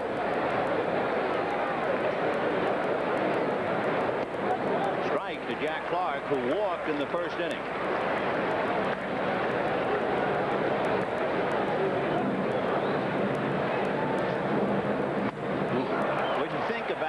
The Dodgers hate Clark from another movie. I mean, they have feelings for him going back to when he played for the Giants. So they know all about Jack. Bounce it to Madlock.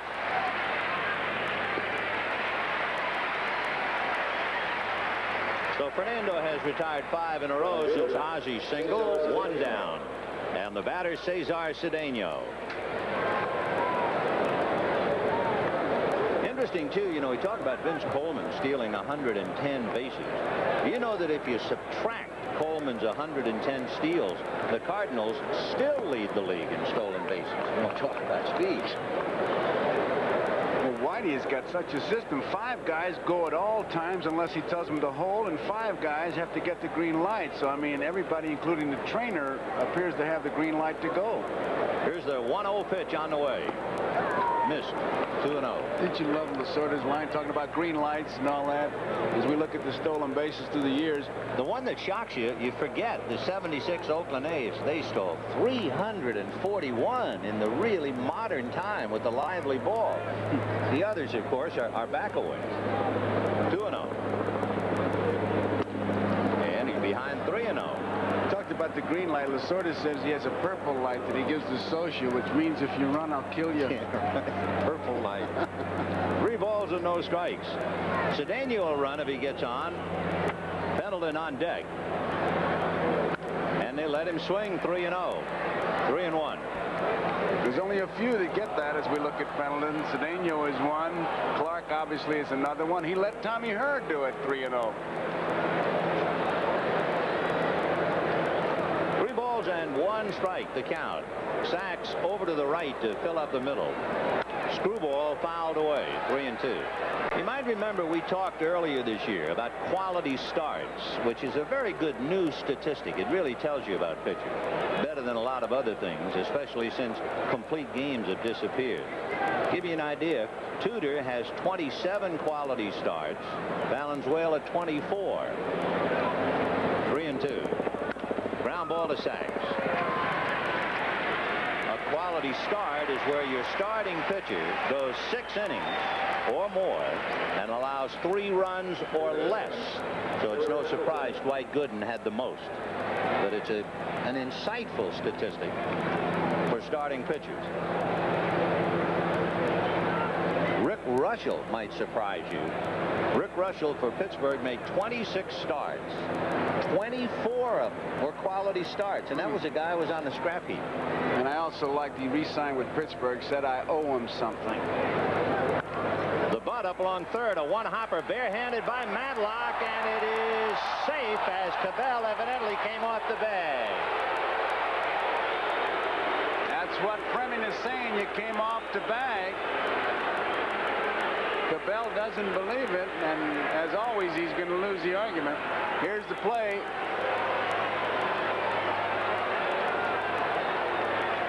Maybe he's also maintaining about possession of the ball, but he's it's got sitting the up ball. there. Yeah, he's got the ball. Good play by Madlock. His only chance was the barehanded play, and he makes it. I can't see that foot, though. Yeah, it's really hard to pick it off. It looked like he went back. It looked like he went back for it.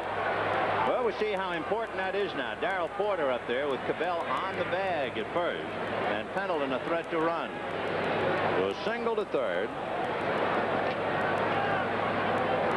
Keep an eye on Fernando. Remember, we told you the third base side of the rubber or the first base side of the rubber. He's about pretty much almost on the first base side. So if Pendleton is thinking about stealing, Fernando is going to cheat over a little bit. And that's not like him. Watch him. See that? Now, he rarely pitches from that part of the rubber.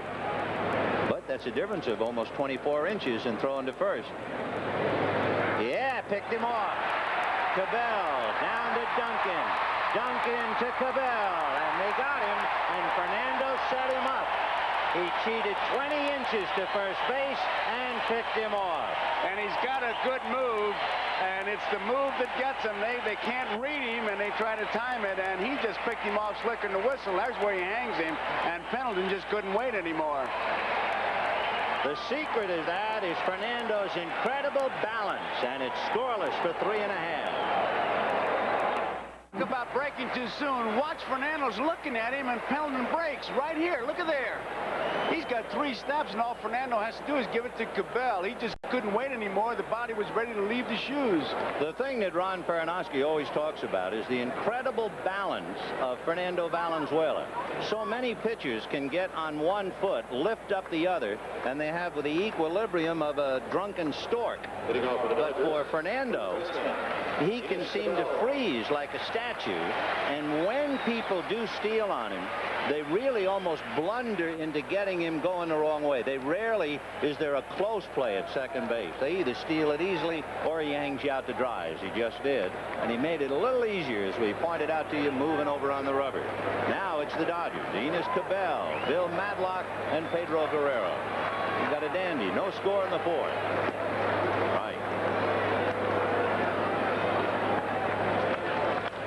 Little foul off first. Clark coming over, no play. Back in, 0-2. You watch Tudor pitch, and I can't help but think of Lamar Hoyt of the San Diego Padres when he described his delivery, and Tudor's pretty much the same way. He called it relaxed aggression, and that's about what it is. Yeah, you know, you could compare his numbers with Bob Gibson, but it's a totally different element of attack. Waved at and missed. For instance, Tudor has 10 shutouts. That's the most by any National League pitcher since Bob Gibson had 13 back in 1968.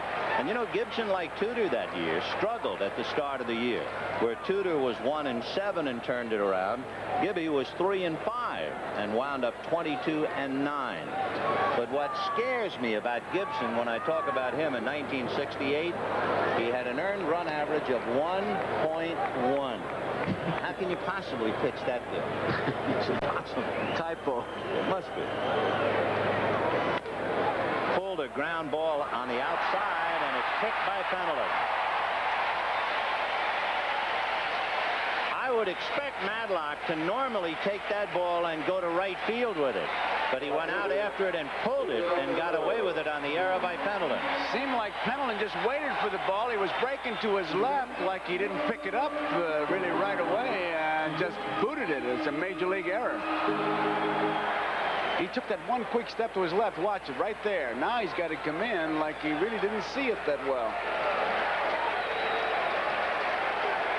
So Madlock is aboard on the error charge to Terry Pendleton, and Guerrero at the plate, way out in front. He started that swing sometime early this morning. 0-1. He's got a little percentage going, Vin. He's been hitting the ball because of the bad wrist to the opposite field, and he's even got that Manny Mota bowling glove on now, and there's a big gap between first and second. He didn't have that on the first at bat. He told me before the game, he said it doesn't help, but he's going to try it. 1-1. Bill Madlock laughingly talked about it. He came over to the Dodgers and promptly stole 7 out of 8 bases. And he said, I wouldn't have come over here if they told me I'd have had to run. But they've run him. And there goes Madlock. And it is swung on and missed, and into second base goes Madlock. Couldn't get the ball out of his glove. He changed speeds, and it's a stolen base for Matlock. He's only stolen 8 out of 9. A swift one. Little fly ball to right. Going to be trouble. It's going to land. Matlock is being waved in. Cedeno way offline.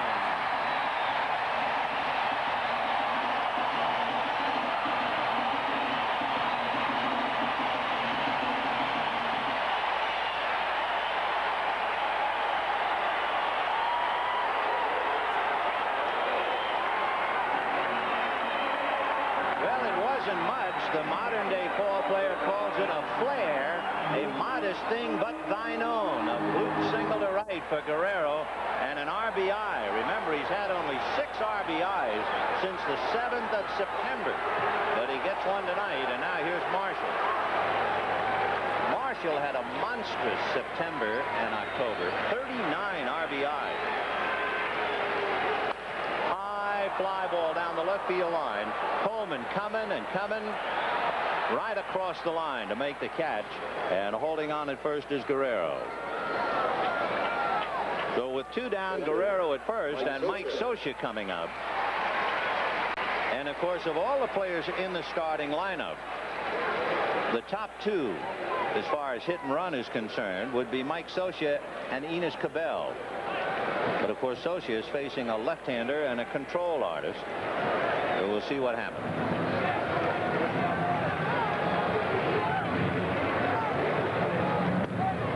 Good pitch. Outside corner, he just painted it. And you may have noticed that Tudor just held that ball a little while longer. He's changing the kind of the tempo between pitches. John Tudor, most strikeouts in a game, 9. He did that twice. And he's watching Guerrero. Well, you think that was Vince Coleman over there? Interesting that he's doing all that. You can't take anything for granted. It's as old as the game itself, but the situation being what it is, you wouldn't expect him to run. There he goes. Curveball outside. Porter's throw, wrong side of the bag. There's the difference. I think Lasorda just keeps sending messages over there, and Guerrero taking off a big stolen base. It's way out of the strike zone. Porter has trouble getting over there. He's down on one knee, and there's no way he's going to get him now. He's already lost the play. Darrell Porter, in all fairness to him, was on the disabled list twice this year. Broken toe, broken finger. He's probably not 100%, and they're going to try and take advantage of it. Fouled away the other way. How about this? It's the 4th inning of game 1. The Dodgers and the Cardinals. 2 stolen bases to 1. Who's got the 2 stolen bases? Would you believe? Upside down game. 1 and 2 to Mike Scioscia, trying to pick up Guerrero. High pop fly. Back at third. Ozzie says he'll take it. And that's that. So Scioscia pops up. The Dodgers get an unearned run, and they will gladly take it. And there were 2 stolen bases. And we'll be back. But first, these messages from your local station. We're going to the 5th inning here at Dodger Stadium. The Dodgers 1, the Cardinals nothing. Darrell Porter, followed by Ozzie Smith, and then John Tudor. Porter has given Fernando a bad time head-to-head over the years. He's hitting .389 against him with a couple of home runs, and he didn't like that strike call. He had a big LCS for St. Louis in '82, if you remember. 5 for 9. He also walked 5 times. And that's stroked into right center and will fall. Maldonado over to play it on a hop. So Porter, a line drive single to right center field, and now the Cardinals try to come back. That is hit number 4 against Fernando, and it'll bring up Ozzie Smith, who, remember, singled in the 2nd inning and stole second. Ozzie is 1 for 1. Now here's a man you can put a play on, although you don't have a runner in Porter. Ozzie strikes out about once every 22 at-bats and has never struck out more than 49 times in a year. Strike. Put a play on for the very fact that Porter can't run and stay away from that double play, which is the inning record. Ozzie is a hit and run man. Good contact hitter. 2-1. Check swing. They're going to look. No swing, says Frumy. Well, since you have a man who doesn't strike out and a very slow runner at first, you would certainly expect them to play run and hit, meaning, of course, that Ozzie doesn't have to swing at ball 4. So let's see if all that figures. Look at the lead by Porter, and he's not going. On a fly ball to left, Guerrero, a little bit of a startled reaction, but makes the play. That's strange. What is? First, that Porter's right on the bag, and second, they didn't have him going with a fellow who always makes contact. I almost think that Whitey might have sent him 3-2, but 3-1, let him just hit the ball. Porter's lead is not very much. Maybe Darrell heard somebody stole a bag, and he was going to kind of guard it, but he was going to give Ozzie a chance to hit that 3-1 pitch. Looking for the bunt here, and you can bet that they'll really be charging hard. And he's a good bunter and takes a strike. Both Cabell and Madlock putting a pinch on him. Tudor has sacrificed 7 times, and then you have Vince Coleman leading off. He's going to have to make Cabell, even though Cabell is charging hard. That's where I think he'd be making him bunt the ball towards first. 0-1. Foul ball, and the count 0-2. That, of course, if they can get Tudor, makes it a little easier to pitch to Coleman, because that clogs up the bases, having Darrell Porter at first. Coleman doesn't have a free rein. He has fouled out and popped up each occasion to Steve Sachs.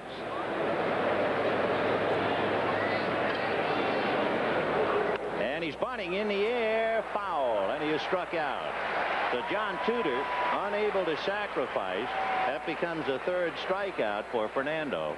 It keeps Porter at first and will bring up Vince Coleman.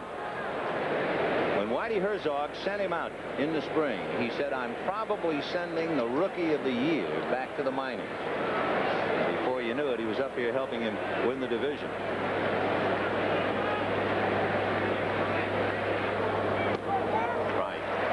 Shading towards right field, and that's what you saw Socia doing and moving everybody over. Thing about Coleman, he gets a lot of publicity for his stolen bases, but Whitey also says the thing, as we look at the defense shading towards the line, the thing that he's done is given him good defense in the outfield. Chase that one. By the way, Fernando is still making a lot of pitches. He has now made 90 pitches, and we're in the 5th inning. Screwball got him, and that makes the load a little lighter as he strikes out his 4th. They leave Porter at first, and at the end of 4 1/2, the Dodgers won and the Cardinals nothing. Bottom of the 5th inning with the Dodgers leading the Cardinals 1-0. 1 run, 2 hits, and no errors for the Dodgers. No runs, 4 hits, 1 error for the Cardinals, and it's been the difference. An error by Terry Pendleton on a ground ball by Bill Madlock. Madlock stole second, and Guerrero hit a blooper into right field for a base hit to score Madlock. So for Pedro, he's the proud possessor of the only RBI as he talks to Mariano Duncan, and we move into the bottom of the 5th. Candy Maldonado, followed by Steve Sachs, and then Fernando Valenzuela against the brilliant John Tudor.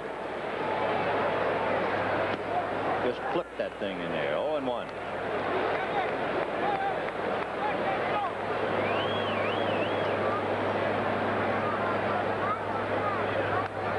Back. The Cardinals are so well-rounded.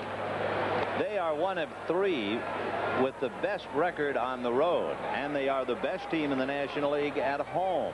They're 47-34 on the road. They beat you anywhere. And Maldonado goes down.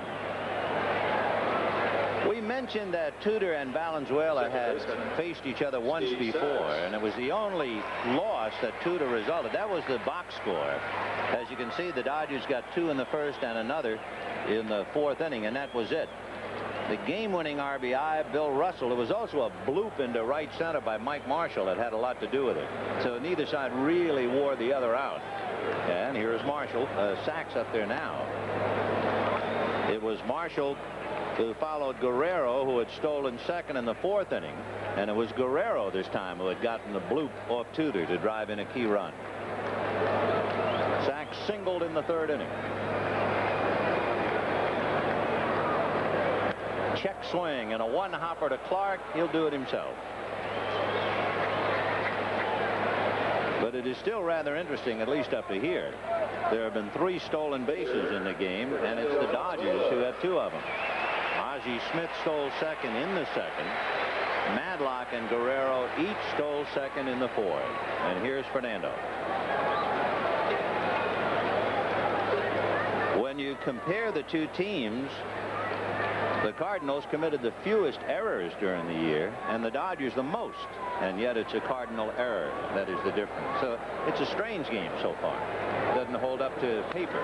One hopper banged into right field.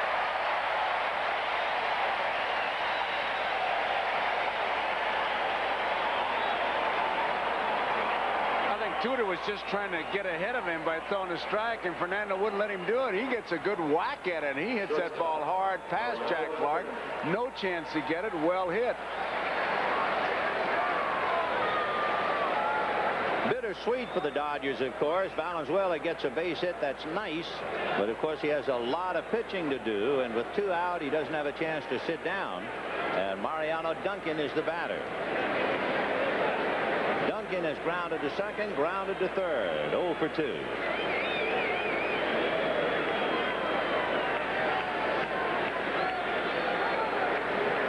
1-0 Dodgers, bottom of the 5th. 4-1. I don't know if Fernando's wearing gloves at first base because he sees the other hitters use them, or to keep his hands warm. How many pitchers do you see use batting gloves on both hands? 1 ball and no strikes. Way out in front of it. 1-1. That's the thing with Tudor. Give you a lot of motion, and then all of a sudden that dead fish, and you're way out in front. You mentioned Howard Paulette, a 20-game winner, a teammate. I'll tell you, he had a great change of pace, just like Tudor. That is difficult as trying to tattoo a soap bubble, the way that thing comes up there. 1-1 to Mariano Duncan. Ground ball to short, and the Wizard feeds Tommy Herr, and that's that. So Fernando gets a base hit, and they leave him.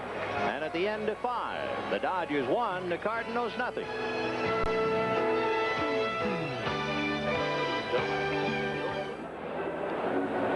We're moving to the 6th inning here at Dodger Stadium. 1 run, 3 hits, and no errors for the Dodgers. No runs, 4 hits, 1 error for the Cardinals. And John Tudor would be a very normal thing to think of what might have been. If Terry Pendleton makes the play on the ground ball by Madlock, there is no difference in the score. But he's down by 1 as we go to the 6th. McGee's going to lead it off, Vin. He's been chasing the first ball, and the first 2 times he's missed the first pitch, and it's been a curveball. Well, McGee followed by Herr and then Clark in the 6th. Willie struck out in the 1st inning, fly to center in the 3rd. Big difference. One reason the Dodgers kept him relatively quiet as far as walks. As we told you, they didn't walk him at all. And they usually start him, as Fernando did. They challenge him right away. 0-1. But what a hitter. He put so much pressure on the infield. 20% of his hits over the last 2 years have been infield hits. 20%. So if he got 216 hits or something this year, figure that out, that's 40 hits. Strike. 1-2 the count. Chase the bad ball, and that gets McGee for strikeout number 5. And that's 3 in a row. He got Tudor trying to bunt. Then he struck out Coleman. Now he gets McGee. So 5 strikeouts for Fernando. The only strike he really threw was the first one right down in there. This one low and inside off the strike zone, and that's the book on McGee. If you can get to where you got 2 strikes and can throw in the breaking ball, he will chase it, but he usually doesn't let you get that far. Pretty obvious by the average he had this year. Now here's Tommy Herr, doubled and lost a hit, if you remember, on a fine play by Mariano Duncan, who had to charge and short hop and throw him out. Tom 1 for 2. Ball 2, 2-0. Talking about the Cardinals, the Cardinal box has a special Hollywood rooter, Elizabeth Taylor.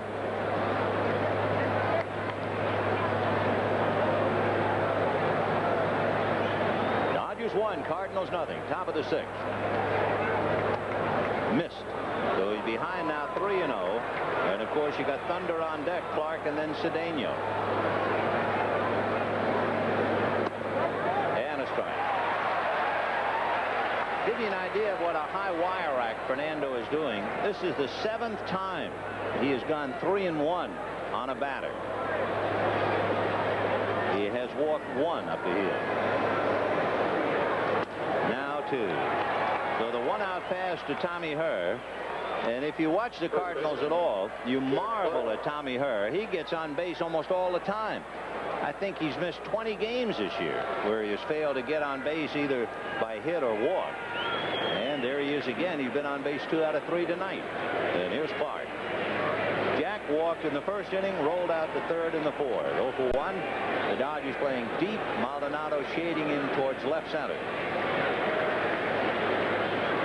And we'll keep an eye on Herr with 1 out. Strike. I'd say if he puts a play on now, I'd really be surprised with Clark and Cedeno coming up. Because I tell you, if he does, I'm going to lose a tooth and put it under my pillow. Because you want these big gunners to try to give you a lead. 0-2, and Clark, as usual, almost ready to come right out of his shirt front. He swings so hard. 0-2.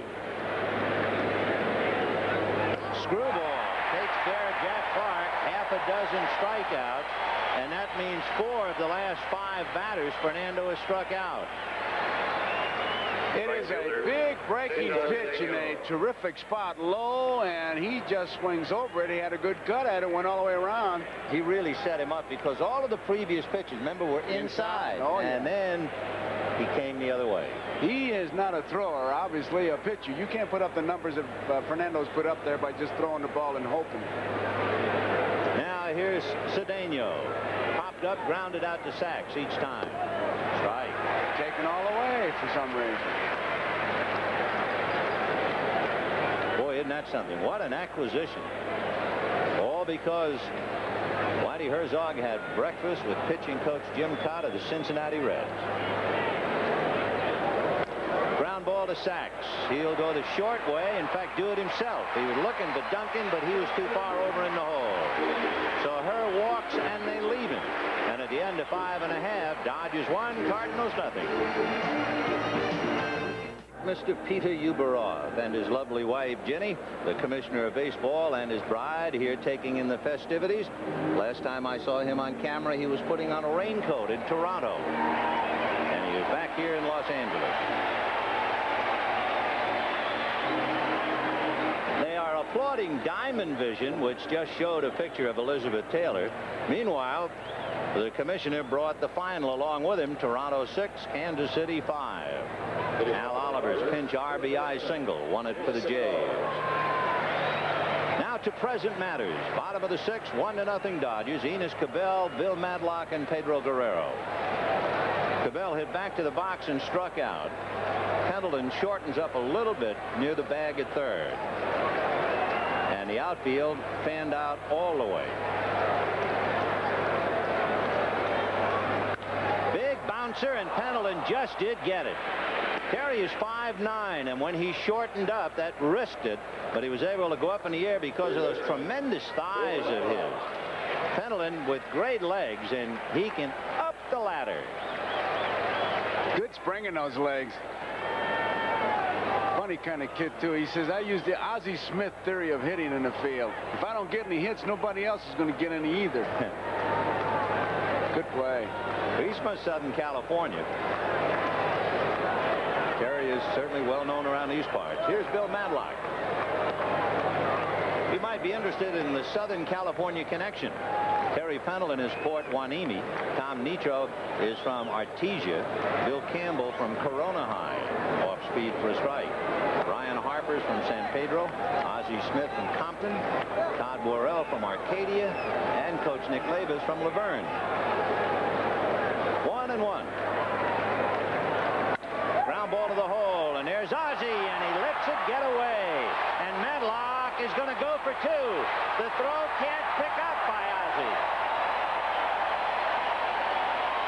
Miracle upon miracle. the shortstop who has won the Gold Glove every year this decade, is unable to handle this one. He was going to see backhanded, an easy play for Ozzie to hit him on the wrist. It's not the artificial surface bounce that you get here. Then he can't find the handle, and Madlock is on at second base. Man, you talk about headline news. Man bites dog. There it is. I tell you, that ball went off his glove as if it was a Gold Glove. You could hear it clang, clang. Now they're going to walk Guerrero intentionally and try to set up the double play. This surprises me. Me It really too. does, because Guerrero's not swinging that well, and you would think that they would pitch to him and get the pitch around Marshall. So Guerrero will get the intentional walk. Madlock at second with one out. And the batter will be Mike Marshall.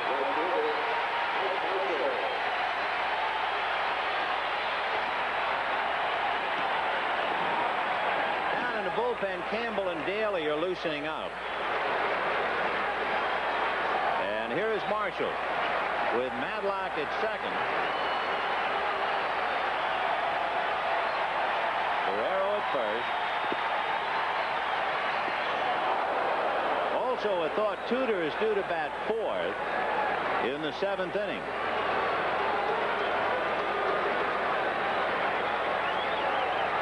No balls and one strike. So add to that the good play by Terry Pendleton. You could see what kind of an inning this might have been. High pop fly into shallow right. Herr is looking for help, and he's got it. It's Cedeno. Two down. Run is holding, and Mike Scioscia at the plate. I just want to point out that even though it's a routine fly ball, Tudor is making his way to the mound as he crosses over. He was backing up third. He takes nothing for granted. There you see coming in. Too many times you see a ball like that go up and the pitcher turns into a spectator, and then something happens and he's out of position. But he was exactly where he should have been. Scioscia flied to left and popped to short. So both times he has gone with the ball, going the other way. See if he continues that pattern or tries to get something to pull. And he gets something to hit up the middle. That's a base hit. Here's Madlock. McGee's throw cut off by Clark. No play at third.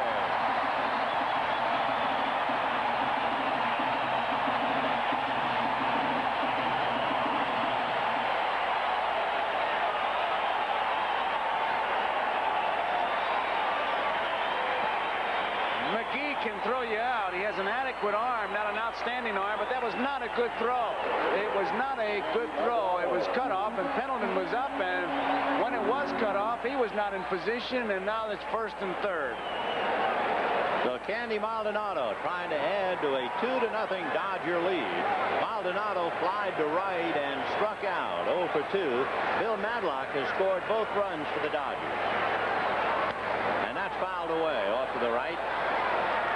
Slipped in on the hands, and Maldonado thumbed it away. So Mike Scioscia singles up the middle to pick up the RBI. Guerrero, who was intentionally walked, gets over to third despite the bad wheel, and Whitey Herzog decides for a little extra plug.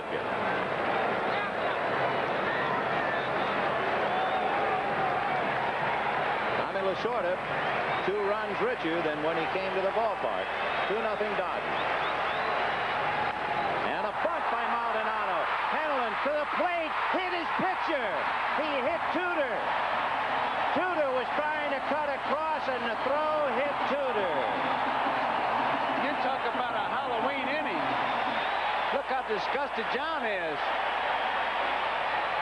A surprise bunt. Pendleton can only make a play at the plate, and there it hits him right in the middle of the back.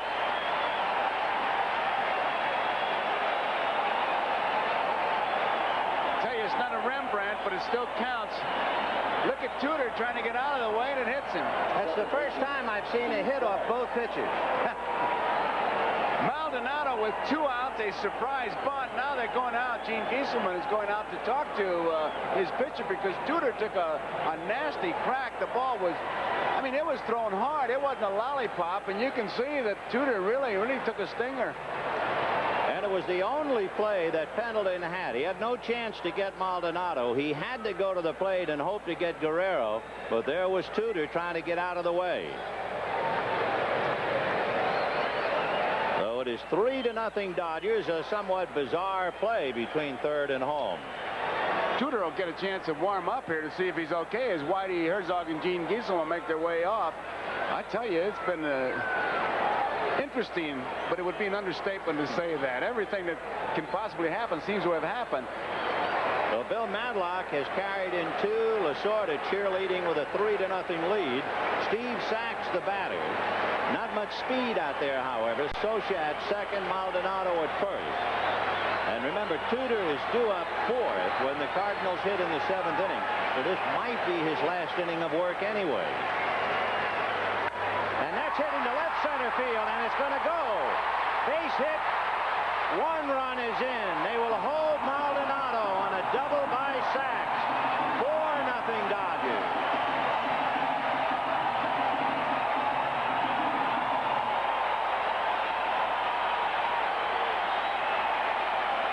Here comes Whitey.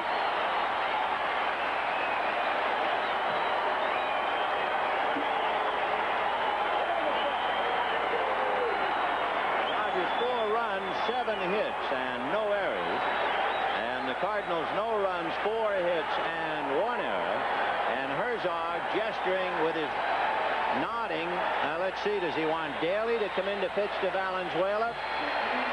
One thing, John Tudor, who has been absolutely magnificent, is a victim of an error, a stolen base, and a bizarre play as well. We talked about John Tudor backing up the play and knowing exactly where to go. It cost him this time. Now he's going for the ball. Now he sees Pendleton's going to make the play. He's going to get out of the way, but actually gets in the way as Pendleton has to sidearm it and hits him. Maldonado surprise bunt. Down goes Pendleton as he sidearms it, and Tudor trying to get out of the way gets in the way. Actually over hustling, I would say. There is one other surprise in this inning. And if you are keeping score, I would think it would come as a shock to you, but the surprise is this. Remember the ground ball that Madlock hit, and Ozzie Smith tried to backhand it, and it went away? They gave Madlock a double on that ground ball. Oh, Christmas can't come this early. That's a bigger surprise than hitting Tudor. That was an error. And it probably hurt Tudor just as much.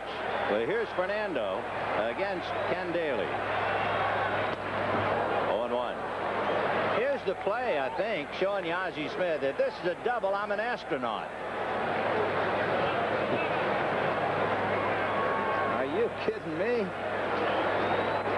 0-1 to count. Yeah, that really made it a double, didn't it? We may get a change on that one. And there's one loop to left. Coleman is there. So it is a 3-run inning for the Dodgers. And at the end of 6, Dodgers 4, Cards nothing. We'll be back after these messages from your local station. Dodger Stadium, the scene of Game 1 of the National League Championship Series. The Dodgers leading the Cardinals 4-0. 4 runs, 7 hits, no errors for the Dodgers. No runs, 4 hits, 1 error for the Cardinals. And you can see Pendleton, Porter, and Ozzie Smith due out. Here was the play in the 4th inning. Terry Pendleton had a routine ground ball, and it came up and hit him in the belt buckle, and he couldn't stay with it. Madlock was the hitter. He then stole second and scored on a bloop single to right by Pedro Guerrero.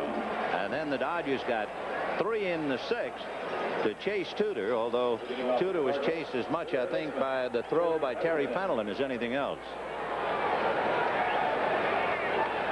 It'll be Pendleton, followed by Porter, and then Smith. Terry grounded to third and singled. And then, much to his chagrin, was picked off first in the 4th inning.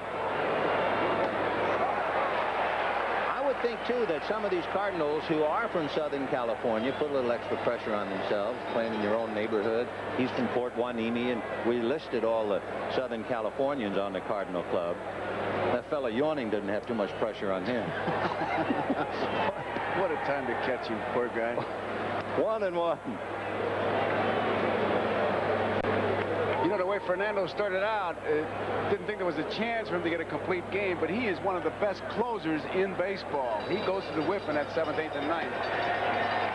However, as we pointed out at the start of the game, that was one of the big shocks for Fernando after twisting his ankle.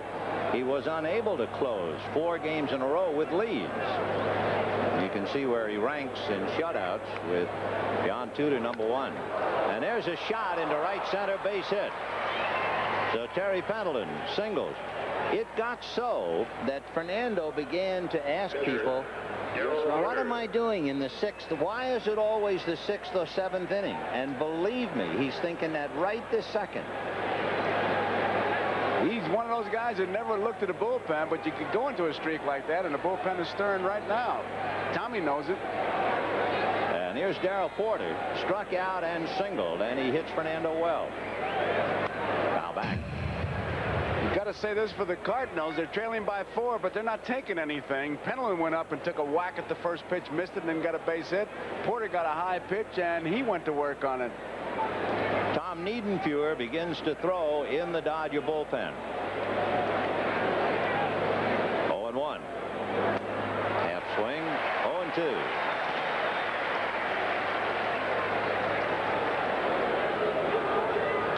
Hot one. Grabbed by Cabell. On the bag for 1. No play at second. But that took a double away from Darrell Porter.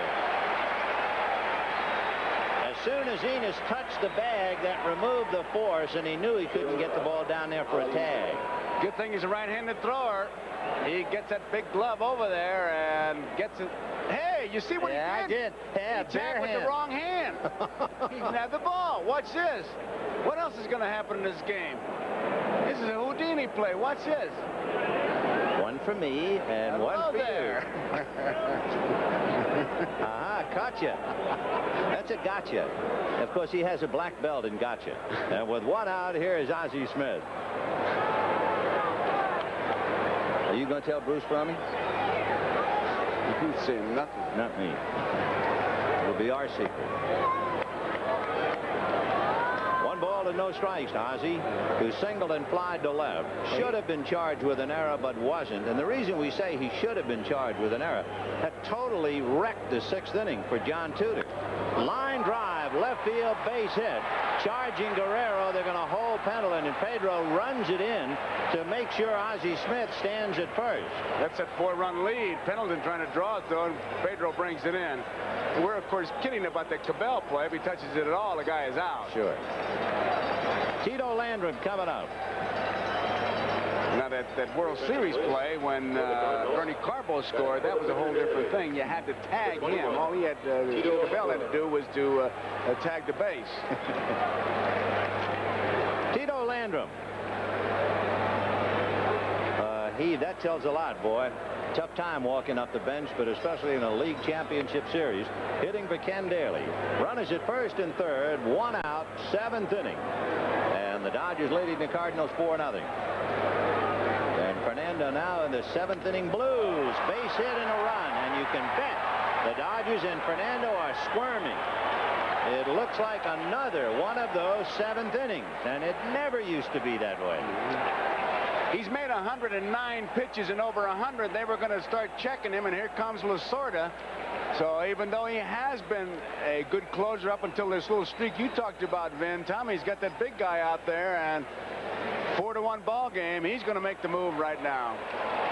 Interesting thing, too, when you get into the bullpen, there's a big comparison as Fernando gets a standing ovation. But again, the 7th inning jumped up and got him.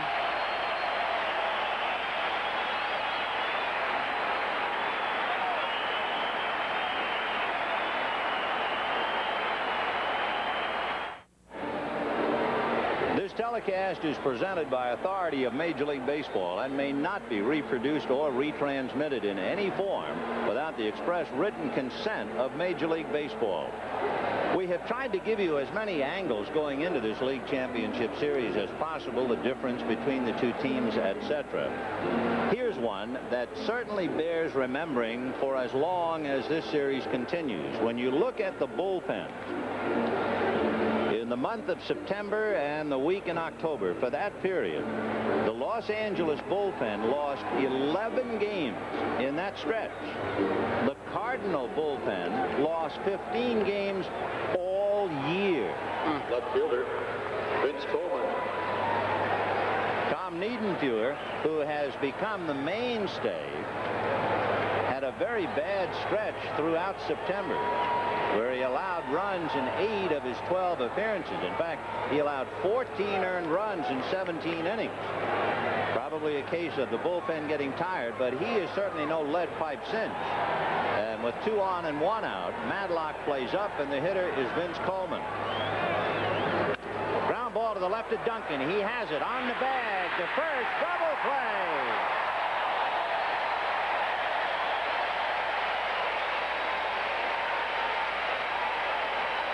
And with the Cardinals, that's the last thing you'd expect. It's only the 4th double play Coleman has hit into this year.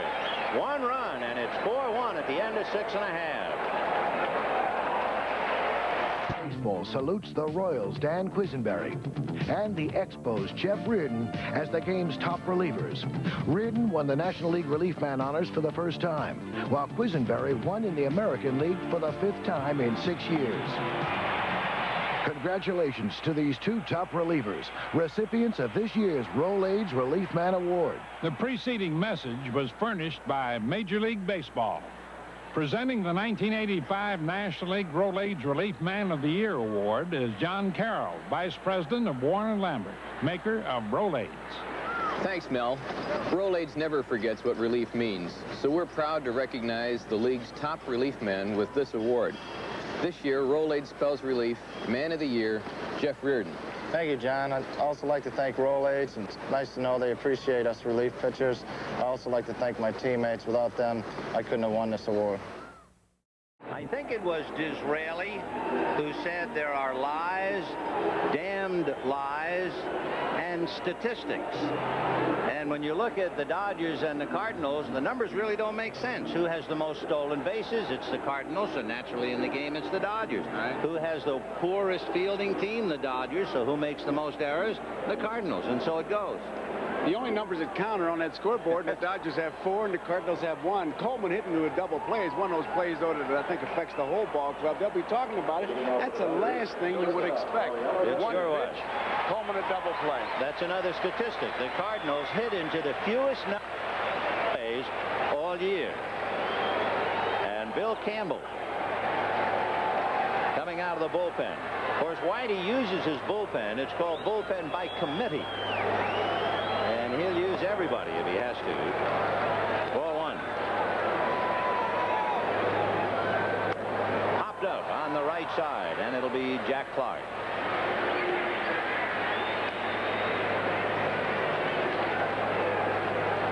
So Mariano Duncan 0 for 4 as he fouls out.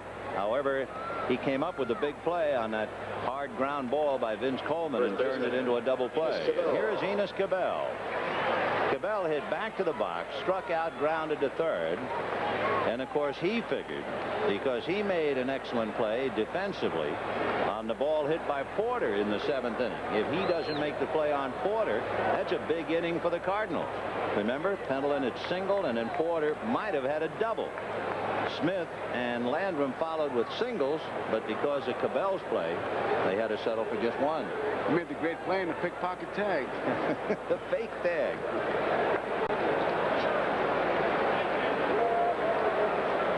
One and one to count to Bill Campbell. Working on Enos Cabell. Big, slow freight. Cabell bailing out of it. He didn't quite know which way to go. 2-1. It looked like Cabell was watching Campbell's elbow as he threw that. From that center field shot, it looks like Campbell, the pitcher, just kind of disassembles, falls apart as he falls towards the plate. If I was doing your boot camp and they tell you to pick up things, all I want to see is kneecaps and elbows. That's it. And I think there's a couple of other things the DIs would holler. 2-2. 4 runs, 7 hits for the Dodgers. Watch and this here's delivery. Kneecaps and elbows. He hides behind that front arm, and then he comes at you one part at a time. Comes at you in sections. They have a nickname within the ball club now. They call their bullpen the Save Family. Ground ball to the hole. Flagged by Pendleton to get him. Good play. The Cardinal pitching staff has 44 saves. So they have picked up the slack after that brilliant Bruce Sutter performance of 45 saves. They have 2 double-figure save men for the first time since Al Raboski and Mike Garman, and that's 10 years ago. Show you what a remarkable and consistent performer. He had a 17-game hitting streak this year, matching his career high. The other one was in 1976. And he lifts a high fly ball to left. Holman would appear to have room. In fact, he comes up and makes the catch. So the Dodgers are out in order for the first time since the 2nd inning. And at the end of 7, 4-1 Los Angeles. Well, one of the... It almost became a cliche as we look at Lasorda talking to Pernoski to stop the Cardinals, keep Coleman and McGee off the base. So far, they've been able to do it. A combined 0 for 7 with 3 strikeouts. And McGee has struck out 2 of the 3 times. The other, a fly ball to center. All 3 trips were against Fernando. Now he's looking at Niedenfuhr. Niedenfuhr has picked up an extra pitch. It is the modern-day pitch. It is the one that everyone seems to be learning to throw, the split-fingered fastball, and it has helped him considerably. 0-1. 1-1 to count. 1-2.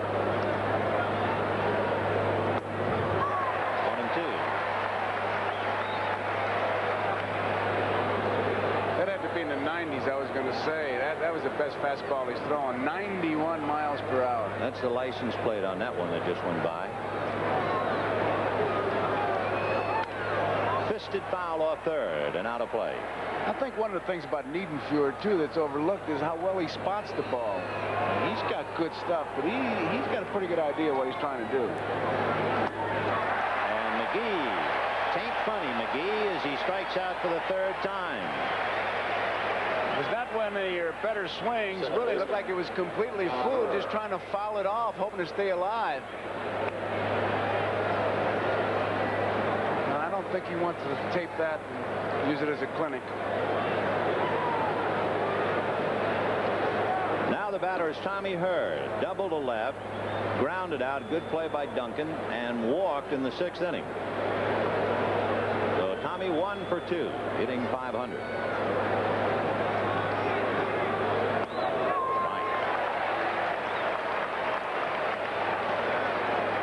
In the 90s has to be consistently. 93, that one. You can see it from up here.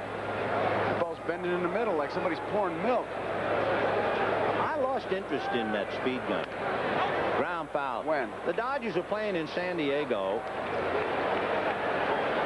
and they brought in a pitcher, and he warmed up. And the batter was Carmelo Martinez. After the game, a scout said to me, boy, that pitcher, you know, in his 8 warm-up tosses, he got his warm-ups to 97. And you know that first pitch he made to Maldonado, it was 90 to Martinez, was 96. And I said, yeah, but Martinez hit it in the upper deck for a 3-run home run. And I said, what does that tell you? I said, fix your speed gun. I know, I just don't mean much anymore. They're just numbers. I think, and I'm sure you'd agree, it is not the sheer velocity of the pitch, no, but whether it's moving around at all.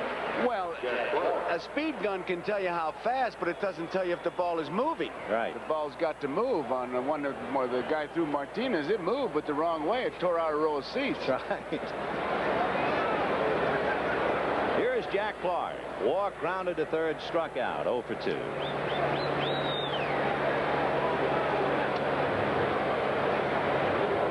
Followed by Cedeno.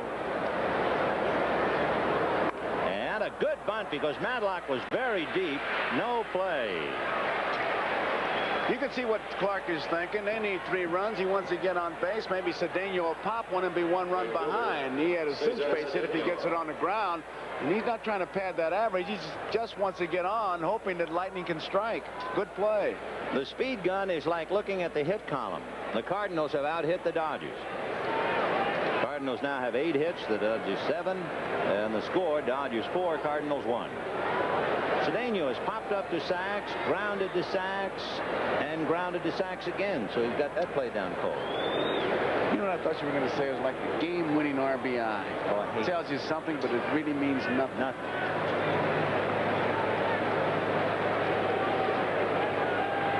Two out, top of the 8th. Clark at first, and it's 4-1 Dodgers. Oh, he was going to try and hit that to the Dominican. He had just made up his mind. This is going to be a fastball, and I'm going to swing. That ball was out of the strike zone, but the high fastball looks so big, and it's pretty simple. The high fastball, you see the whole ball. When the ball is low, you only see half of it. Of course, the good hitter hits that half.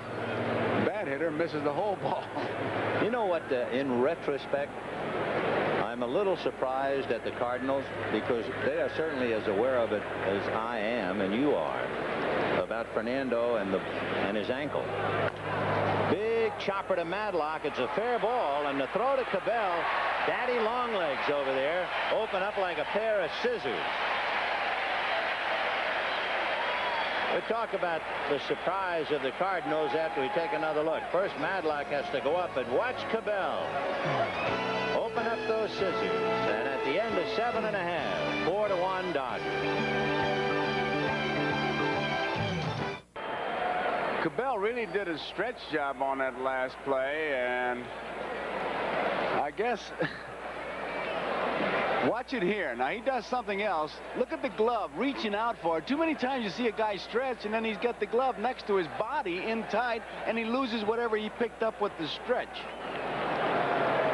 So Pedro Guerrero, followed by Mike Marshall and then Mike Socia in the 8th inning, and Todd Worrell, another local boy, is down in the pen with Bill Campbell pitching.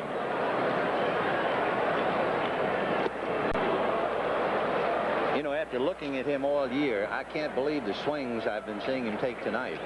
You could see that really hurt him too when he swung and missed. He's regrouping right now, trying to rewind or get that body back together, especially that hand. You can see it taped. He's got that Manny Mota bowling wrist protector on. Ball 3. 3-1 the count. We have the fade attendance. And here at Dodger Stadium for Game 1, 55,270. In the famous words of P.T. Barnum, every crowd has a silver lining.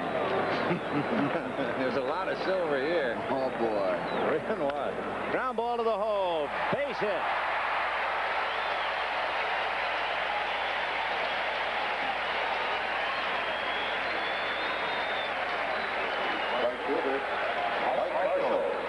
Pedro Guerrero grounding one. Ozzie Smith that had given a week's salary to handle it. Almost got it, but just not enough. So Guerrero at first, nobody out in the 8th, 4-1 Dodgers, and Mike Marshall coming up, and Whitey coming out to talk, and we might have a 2-for-1 switch. Cedeno made the last out. So what they'll do is put Andy Van Slyke in the number 9 slot in right field and put the new pitcher, Worrell, in Cedeno's spot. So Van Slyke will bat 9th. And Todd Worrell, who's from nearby Arcadia, will be called in from the bullpen. And Ozzie comes up a buck short. It is 4-1 Dodgers in the 8th inning. With Elizabeth Taylor. You have to be a real star to wear a Dodger jacket and a St. Louis Cardinals box. See Mary Shanedeens, Red Shanedeens, his wife behind over there. The lady in the fur coat, Marge Everett, and of course that makes you think of the Breeders' Cup. We're going to the bottom of the 8th inning, and Todd Worrell, and boy, what a story he has been. They called him up from Louisville on the 26th of August, and since that time, this big kid from Arcadia has 3 wins and 5 saves. In fact, he's been successful in all 5 of his save opportunities. And can he throw hard, as Mike Marshall will find out. Fastball. He has struck out 17 hitters in 21 innings. He has Guerrero at first. Nobody out in the 8th. Dodgers leading 4-1. And if you're not keeping score, Pendleton, Porter, and Smith are due up with Van Slyke batting 9th in the 9th inning.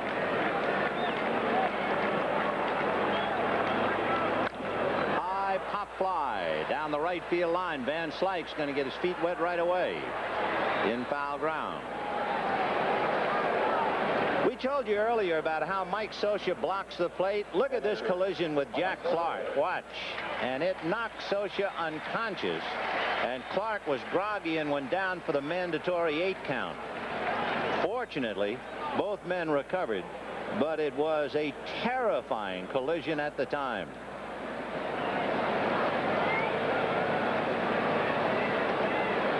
Well, Mike Scioscia has long since healed from that collision. Coming up to the plate, Jack Clark goes back to his position at first, and he's okay. Amazing that he would tear his rib cage swinging a bat and not in the collision with Scioscia. Scioscia's 1 for 3. With the runner going, a fly ball to center, so they played hit and run. McGee puts that down for the second down. Candy Maldonado is due out, but I would expect Kenny Landreau. Maldonado is now going back to the dugout. And that's Landreau, number 44, coming up. So Landreau will hit for Maldonado and then finish up in center.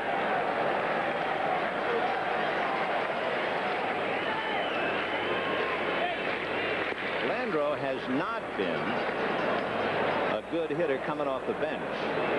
He's hitting less than 200 as a pinch hitter. Swung on and missed, and the throw, he's stolen it. His second stolen base, and the Dodgers' third stolen base of the night. Can you believe it? There's no doubt that Lasorda is sending a message to the Cardinals. You think you can run? We can run. Seemed like the ball was there in plenty of time, a bit high. Ozzie had to, and Guerrero just did hold on to that bag. Good ball to handle. Porter seemed to get rid of it in good shape. That it was not on the first base side made the difference. Now Landreau trying to give him a ride home. In the dirt, goes all the way to the screen. Guerrero to third, rounding and holding.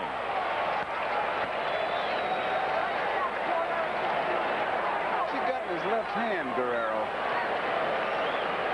It's like he was carrying something. That was a breaking ball that Porter just didn't seem to get in front of. Whoa, way low and inside. Guerrero, some ideas. Now in his left hand, looks like he's carrying a glove. 1 and 2.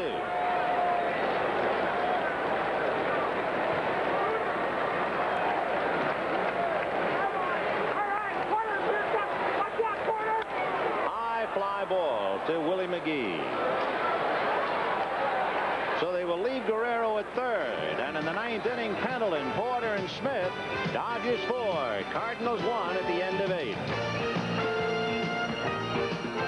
To the 9th inning. Checking the Dodgers.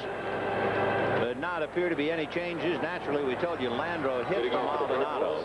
And Lasorda talking to Bill Russell with Coach Manny Mota sitting quietly and listening. It'll be Terry Pendleton, Darrell Porter, and Ozzie Smith. 4 runs, 8 hits for the Dodgers. 1 run, 8 hits for the Cardinals. And 1 error. Terry Pendleton grounded out and then had 2 singles. But he was involved in the error in the 4th inning that led to the Dodgers' first run. As much as the victory, I think it's important the way the Dodgers have done it. They have completely dominated this game, and Lasorda and the Dodgers have sent a message over to that Cardinal dugout. It'll be interesting to see what happens tomorrow. For the Dodgers tomorrow, they have to feel they're going with Oral Hershiser, who has had a phenomenal year. Then you figure that Hershiser has not lost here against Joaquin Andujar for 120, but struggled so much the last part of the season. Whoops. 1 and 2.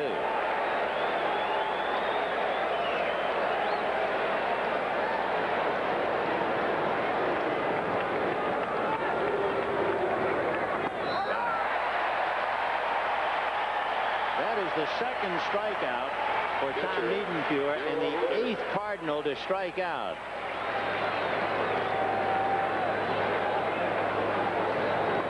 We've decided that tonight's NBC Light Beer from Miller players of the game would be Pedro Guerrero and Dodger pitcher Fernando Valenzuela. Light Beer from Miller happy to present a check for $1,000 in the names of Pedro Guerrero and Fernando Valenzuela to help fight multiple sclerosis. A strike to Darrell Porter, struck out, singled, and grounded out.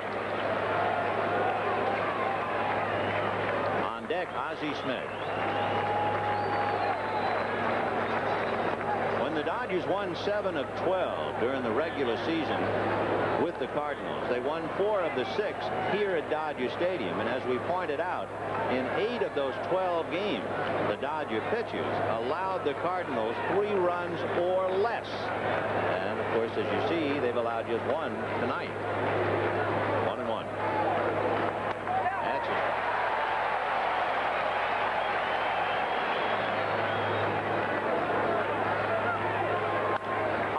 Pop fly, back a third, slicing foul. Madlock is there and then thought he heard footsteps. It was Madlock's play all the way, and he should have made the play.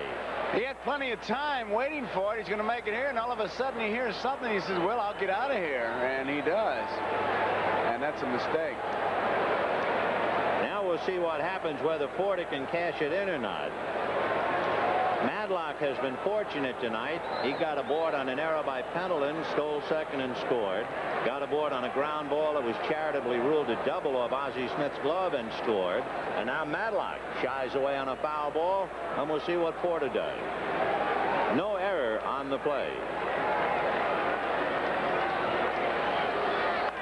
High pop fly, and this time it will be Sachs.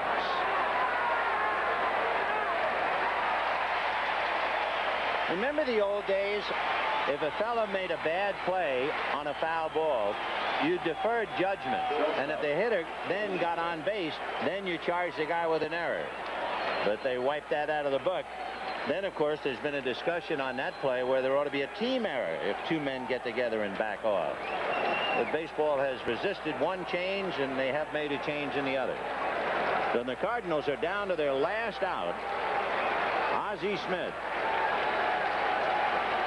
Ozzie twice single to left and fly to left. Ball. Well, what do you think?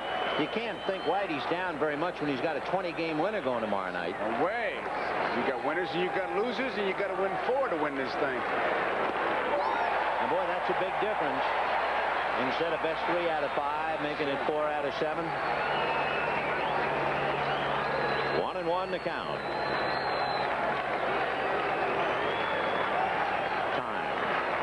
How long do you think it'll take before you hear somebody on the first base side say, well, all we wanted was a split? That's right. Yeah. You always say that when you're losing by 3 in the ninth and 2 outs and nobody on. 1 ball, 1 strike. Little foul out of play, 1-2. But it has been a remarkable game, not for just the things that have happened, but they have happened out of sync. It's the Cardinals who made the error. It's the Dodgers who stole the bases. And, of course, the crowd on its feet looking for the last out. 1-2. Now back. Tom Niedenfuhr would qualify for a save tonight. The pitches of record, Fernando to get the win and John Tudor the loss.